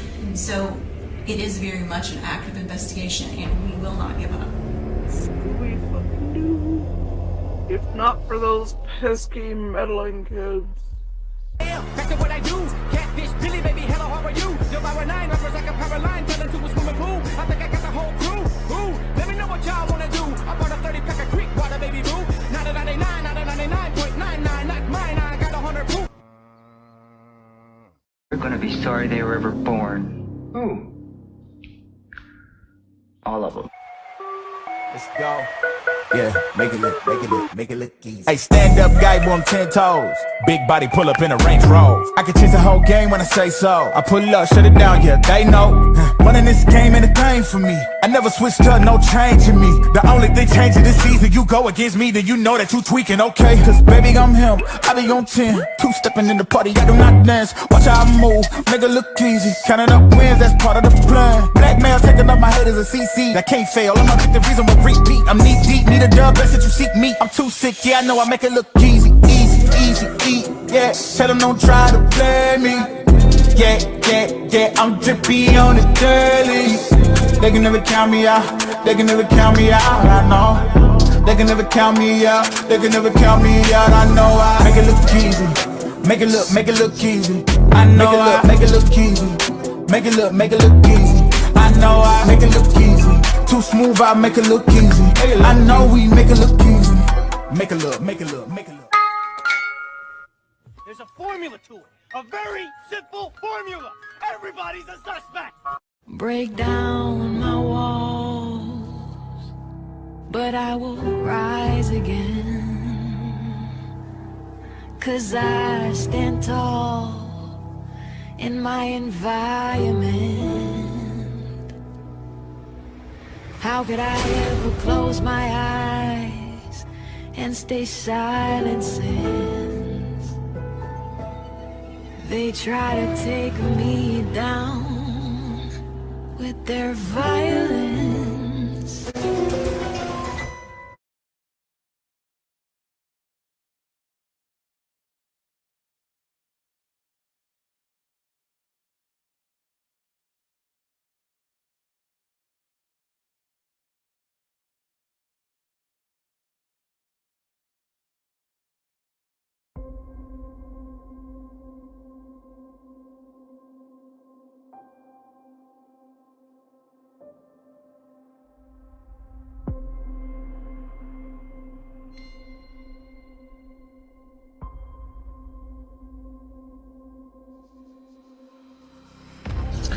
Hey guys, okay, so I forgot ice was coming out for us, whatever, some other shit. So these little bastards are getting sneaky, and there's a clan pop-up tonight. I knew the stickers and shit saying coming in yesterday weren't a fucking coincidence, but whatever. Anyway, they're just starting to roll in. So if anybody wants to join me, you have about an hour to get ready, meet me, as long as you can keep up in the fucking woods, stay quiet, and like, not be a baby. So, if anybody wants to join me, can wash off real quick. You know, no perfumes, no lights. As long as you can keep up in the woods in the fucking dark, you're more than welcome to come. So, anyway, got about an hour to meet me. Yeah. Anyway, just message me, text me, do whatever. Yeah, and, you know, I'm sure you know what might not happen, etc. So, be prepared for that. Anyway, yeah, just message, text, do whatever. I'll be leaving out here shortly, as soon as I get back home. Rinse perfume off myself, cover up, etc. So, just message. You can meet me, you can go with.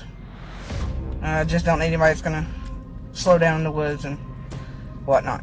So, anyway, there's that. Just holler. Later, peeps. Damn, killer. It's so good.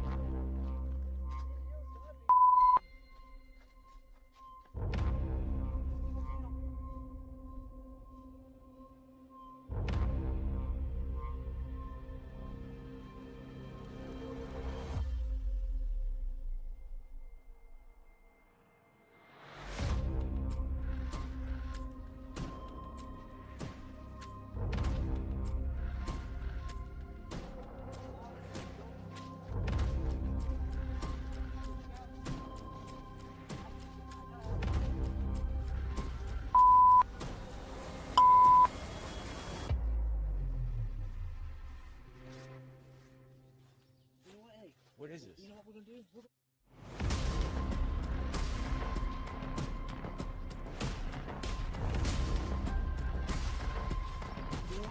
What is this? You know what we're gonna do? We're gonna have to come out right here. I'm getting in the room right here. Come on, let's go. Let's go.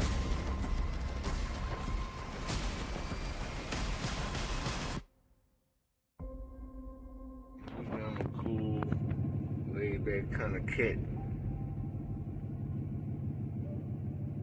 But if you don't pay attention as much to the nonsense, and y'all just tell me to like walking in the woods. We got woods and every shit. I told y'all there ain't gonna be nobody we got to talk to. There ain't gonna be nothing we seen. They got shit, wells, old buildings, old everything that they never gonna tell us about. They even got like some kind of old ass church, like way old ass church. So since Candace drove to that fucking that old ass church by this goddamn altar. What is this shit? Go let the kids run out, play by the damn pond, run up some goddamn trees. And if you don't pay attention to all the, I don't know, like the E-channel type situations, and just look, man, there's plenty of people. Apparently there's plenty of places that they're gonna tell us about. Look at that dude accidentally walked up on that circle. He shit his pants, look like JR shit his pants, props to JR, man. I watched that thing like 3-4 times. It wasn't until the team pointed it out. I thought it was weird. I was listening to goddamn dude. My kids go missing. Y'all tell me it's like the summer solstice around that date and stuff. Exact date, another kid the next year. Oh man. I be thinking sometimes it's like conspiracy shit and stuff. I was mentioning yesterday, people into some like ritual shit. Just stroll it into T-Bulls and find out ritual site. Let us find out, motherfuckers. Let us find out.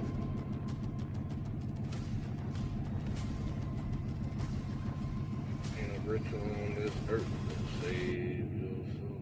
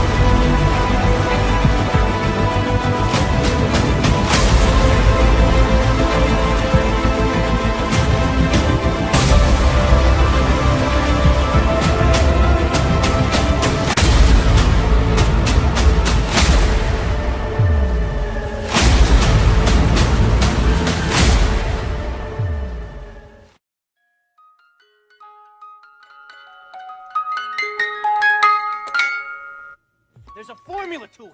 A very simple formula. Everybody's a suspect. Why Don would show going to Chimney Top Loop around for Sharon. He drove to Chimney Top.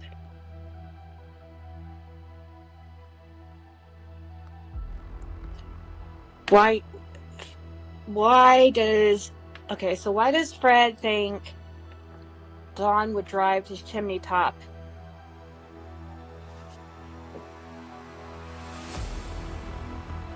I don't know if I've seen that video. I'm sure I have.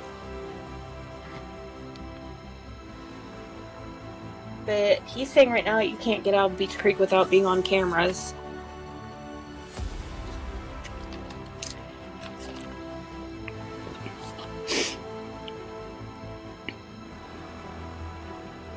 Don said he knew a way with no cameras through the mountains. So, I'm positive you can go from Beach Creek to Horton Highway across the mountains. Oh, and you think maybe that's what he did? Horton Highway runs parallel with Beach Creek. Oh, okay.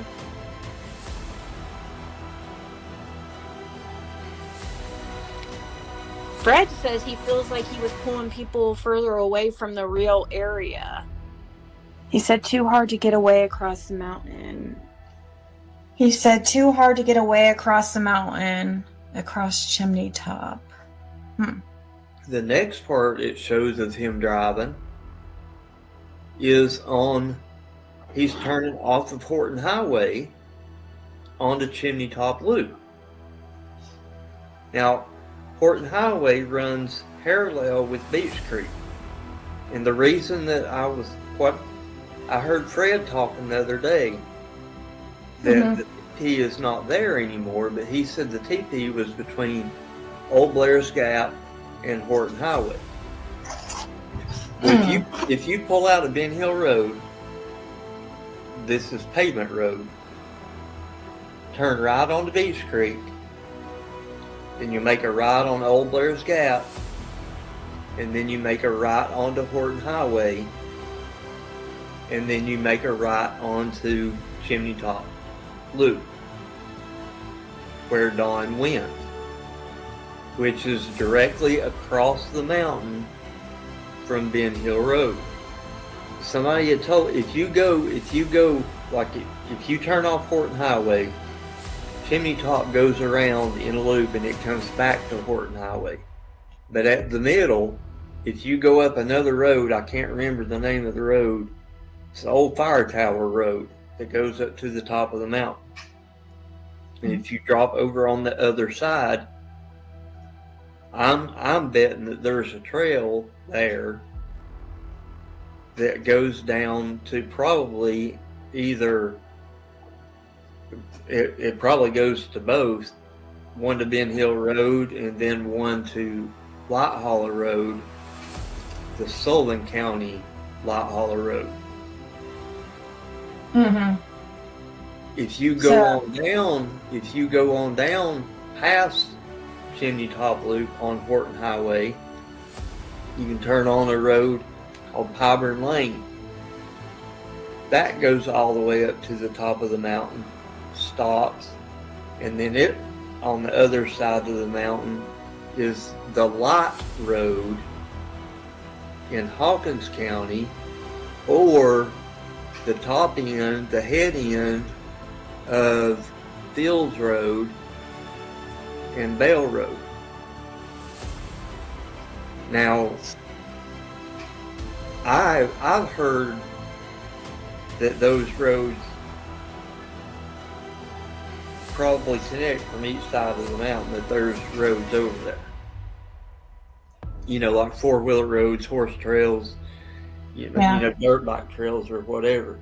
Because I know, and I talked to Andy Bernard about this, and I know there's a road that goes over the mountain from like the Reservoir Road side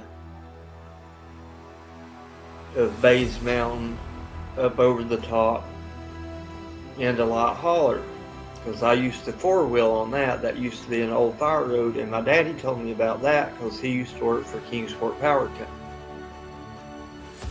And you had to have a four-wheel drive because they quit using it. But if you had a big four-wheel drive that was raised up, you could get over it. Two trails. One comes out on Old Blair's Gap Road. The second one comes out on Broom Hollow Road. I don't know. He said it would take too long of a walk trail, or it said it would take too long. Walk trails have been unpassable for years. It's too hard to get away from across the mountain at Chimney Top. Across Chimney Top, it would take too long. The walk trails have been unpassable for years, and then he said there's only two trails. One comes out on Old Blair's Gap Road. The second one comes out on Broom Hollow Road. I don't know. I'm just reading what he's saying while you're... Yeah, I'm listening to you. Why in the world would Don drive all the way around the other side of the mountain into another county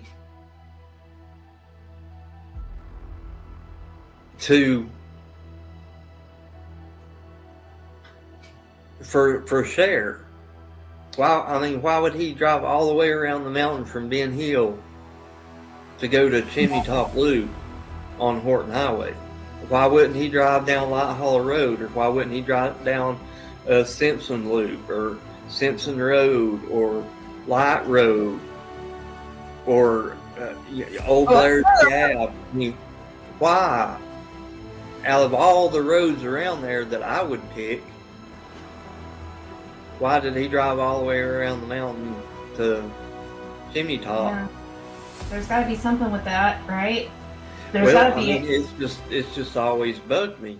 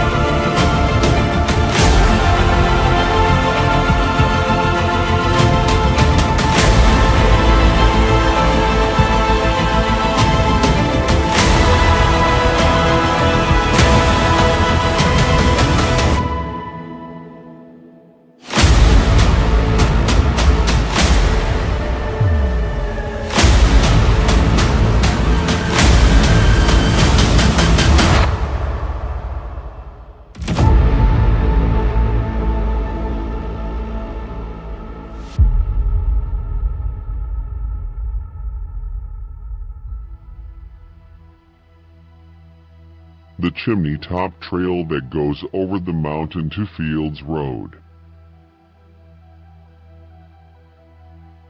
The volcano appearing summit south of Kingsport is the 3,094 feet high point of Hawkins County. Great views of the I-81 Valley and overlooking Bays Mountain Park to the southwest. Former airport, beacon, and short fire tower also remain on the summit. All the lands on Chimney Top are private property and permission to hike must be obtained before you plan your trip. Please respect the privacy of the landowners. This trail route is accessed through the property of Mary and Dane Faulkner located at the end of Sugar Hollow Lane off of Chimney Top Loop, thus need to contact for permission. There is another route to Chimney Top from the northwest side, which is also on private property. The property owner stated that rattlesnakes are common in the summer, which would have many rocks on the upper section to hide between. Colder weather may be a better time to enjoy this trip. From the Faulkner's homestead, the trail winds up ridges along former logging roads until it shoots up along the rocky spine. Be careful and take plenty of breaks to enjoy the view and catch your breath. Also, you can use the alternative, green, but rougher route to the summit to make a small loop out of it. Take narrow steep path from the right front garage corner down to an old logging road. Continue following the road to the right across the culvert and uphill. New ATV trail straight up on left to avoid a rattlesnake pit hard bend and road with pasture gate ahead. Stay on the road going uphill. Key split, not marked. Road continues left for alternative route to the top at the fire tower, but trail take right up steeper roadway. Roadway ends at rocks. Trail now faint and steep but has orange and pink ribbons on trees to guide you the rest of the way. For the first mile, the route is a steep bulldozed logging road or cleared ATV section. During or immediately after heavy rains, this section would have a stream flowing down it or slippery mud in places. The upper section is a steep path winding through leaf-covered rocks. The path is marked with pink and orange ribbons. Ropes assist the final climb up the cliffs. Up on top of the ridge, the worn path is covered with pine needles. Nels Roberts, who the road Nels Roberts Road is named after, lived on Fire Tower Road and hiked the road every day to the fire tower. He was the old watchman who would report fires to the fire department from the tower. The road used to be in good shape. They would drive pickup trucks up there and camp out while fox hunting. The nearby Wolf Gap provides a similar, but easier hike from Hibburn Lane to Beach Creek, with permission from Mr. Thomas Stewart. The last hiker log was logged on March 7, 2021. They commented, "The property owner met our group and gave us instructions for staying on trail. The rocky trail was covered in leaves but fairly easy to follow. The trail was marked using ribbons and some yellow paint. Ropes must be used to scale the rock face the last section of the climb, not suitable for small children or inexperienced hikers. The view was amazing from the top of the ridge but slightly obstructed by trees. We made our way to the airplane beacon, but this would be difficult in the summer because of briars. Nice clear day for this short but intense hike. Very windy at the top. You can walk the ridge line in both directions coming off the trail at the top. Amazing views, well worth the climb. Property owner is a wealth of information. He is an experienced hiker and happy to talk to you about local hikes. His dog's name is Puppo and he likes vanilla wafers. They said that that the Bernards sold their property with the ideal that something could have been placed there. Some selling their whole ass land anyways, because they're like, fuck this, what if something's been placed on?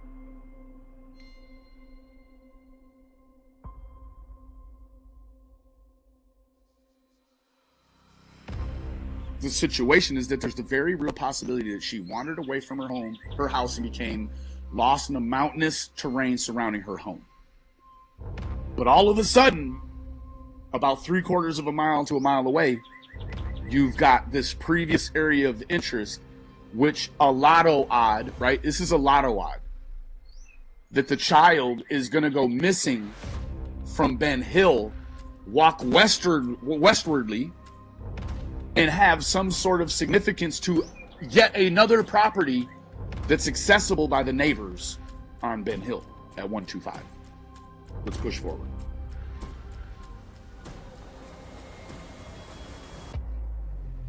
The Chimney Top Loop and that area is extremely important. I believe that she was actually hidden in the mountains not far off of Chimney Top Loop.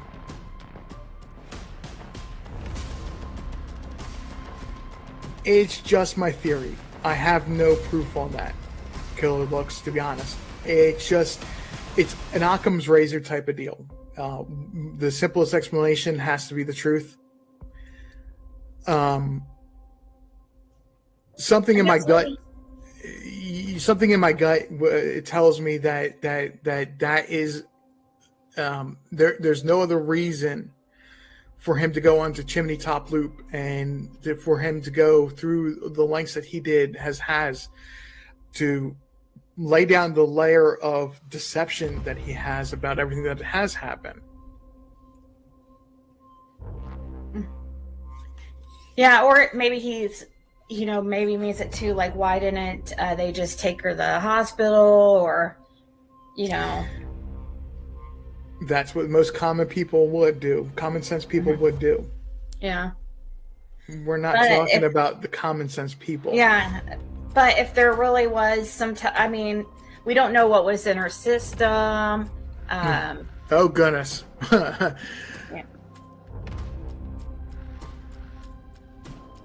There's a video that Donald did that showed us what he did that day when he got home.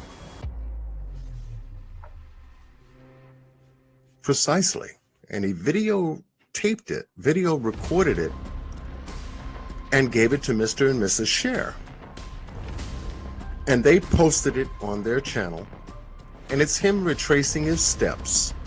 It's a great video, and we were able to reveal some things about that trip he took to Chimney Top Loop that really wasn't spoken about in the narrative.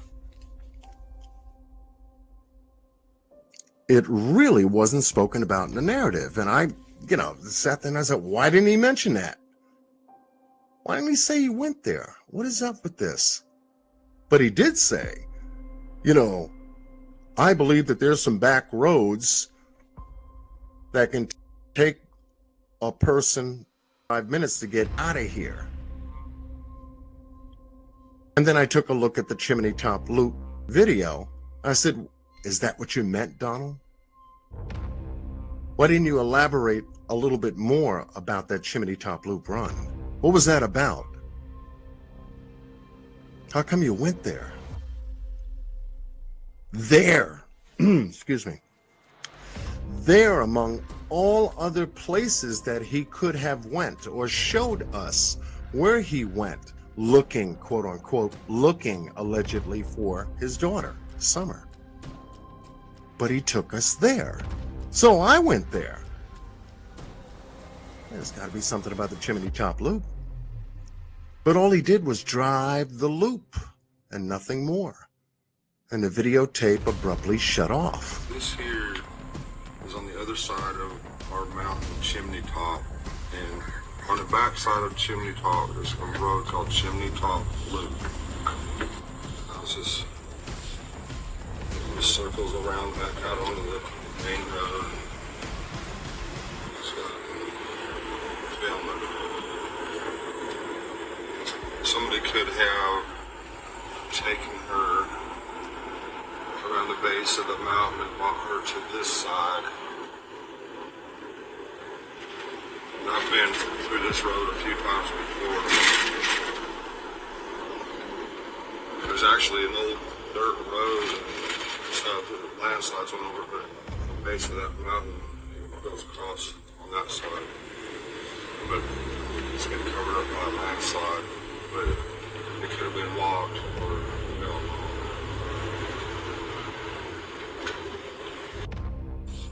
Boom. Did you guys hear that? Did you guys hear that? Chimney Top Loop. Let's go to a map and find out where Chimney Top Loop is. Because he makes it seem like it's not too far from the house. You see what I see?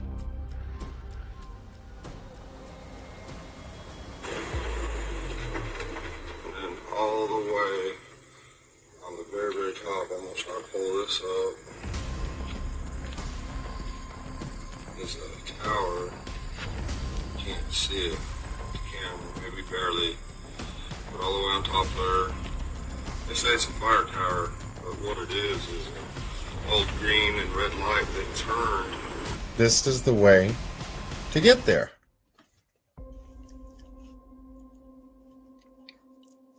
And by going from the house, you'd have to go all the way around, in and through the holler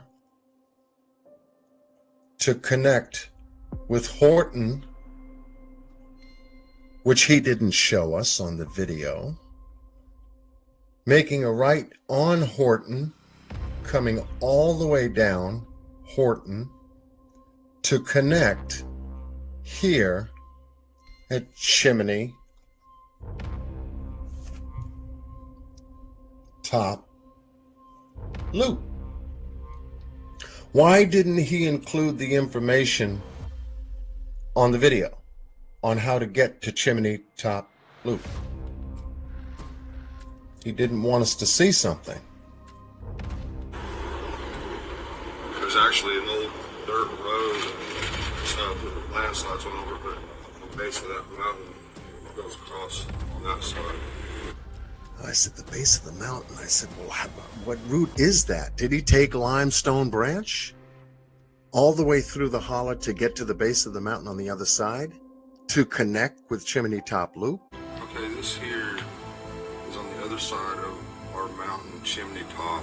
And on the back side of Chimney Top, there's a road called Chimney Top Loop. This circles around back out onto the main road.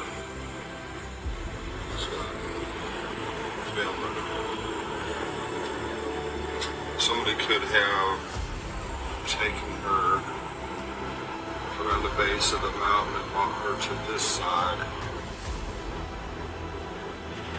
And I've been through this road a few times before. There's actually an old dirt road and stuff that landslides went over the base of that mountain. It goes across on that side. But it's been covered up by a landslide.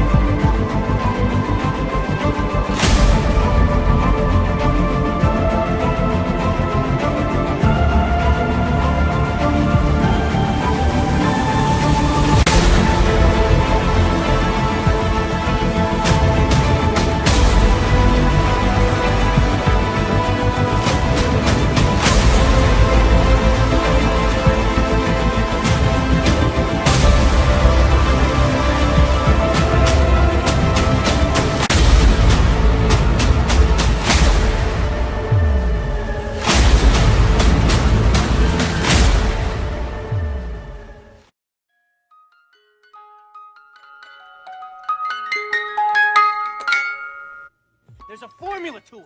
A very simple formula. Everybody's a suspect. You gonna tell us? If you don't, I'm gonna use this.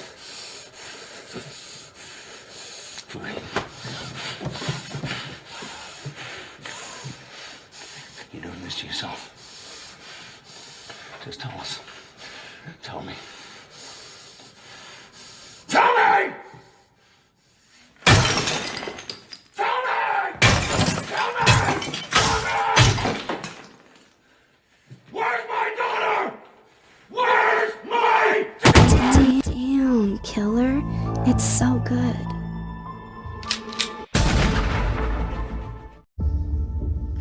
Hey fam, it's Killer. Woo woo. Today I want to talk to you about the occult and the saints among missing children in America. Have you ever felt like one missing child's case resembles others? Well, today we're going to talk about some of the occult similarities found in these cases and how we can become aware of these signs of what seems like a much bigger network. The phenomenon of missing children strikes at the heart of society's deepest fears and vulnerabilities. While many cases are resolved, a troubling number remain unsolved, leaving families shattered and communities haunted by unanswered questions of what happened. Within this landscape of uncertainty, there exists a web of commonalities among missing children and their cases that defy conventional explanations. The occult has long fascinated and terrified society, often associated with hidden knowledge, esoteric practices, and secret rituals. They may hold significant relevance. For instance, the occurrence of barefoot missing children in many cases could be understood as being a symbol representing vulnerability and innocence and the stripping away of worldly attachments. These traits are highly valued in the occult rituals. Furthermore, the orchestrated media management surrounding these cases suggests a coordinated effort to control public perception and conceal darker truths. Analyzing the patterns among missing children cases reveals a striking array of similarities that transcend individual circumstances. Come on now, people. One commonality is the absence of evidence suggesting foul play, raising questions about the nature of the disappearances. The involvement of CPS in open cases adds another layer of complexity, hinting at systematic and semantic issues and potential vulnerabilities within the social welfare system. Another common occurrence within the occult is children who go missing under a full moon. I've been full moons a lot lately, man. Fucking people are strange out. While individual abductions gather significant attention, there's a widespread belief in the existence of larger organized groups behind many missing children's cases. These groups allegedly operate with freedom, orchestrating abductions for various evil purposes, including human trafficking, ritualistic sacrifices, and even governmental experiments. Speculation swarms regarding the identities of these groups, with some theories implicating high-ranking officials, influential elites, and even government entities themselves. The notion that the state may be complicit in the abduction of children and people raises profound ethical and moral questions about the nature of authority and the protection of our vulnerable individuals. Now, the enigma of missing children in America is a complex puzzle and long and far-reaching consequences. By examining the commonalities among these cases through the lens of occult, symbolism, and the involvement of larger organized groups, we gain insight into the deeper layers of this crisis, which remains shrouded in mystery. Confronting these uncomfortable truths is essential for fostering awareness, accountability, and ultimately the protection of our most vulnerable citizens. Now, John Killer, about to take y'all on a trip. I'm going to look for symbols and sinks and the occult. Like we landing up in this bitch. Vinci code one time. Love y'all.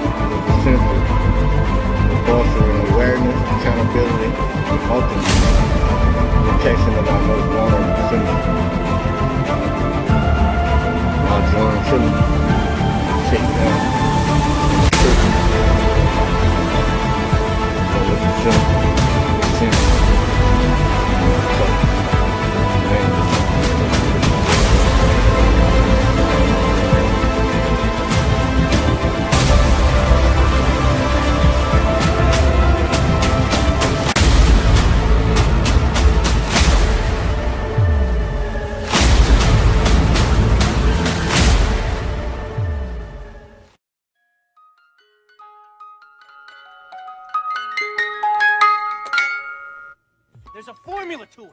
A very simple formula. Everybody's a suspect.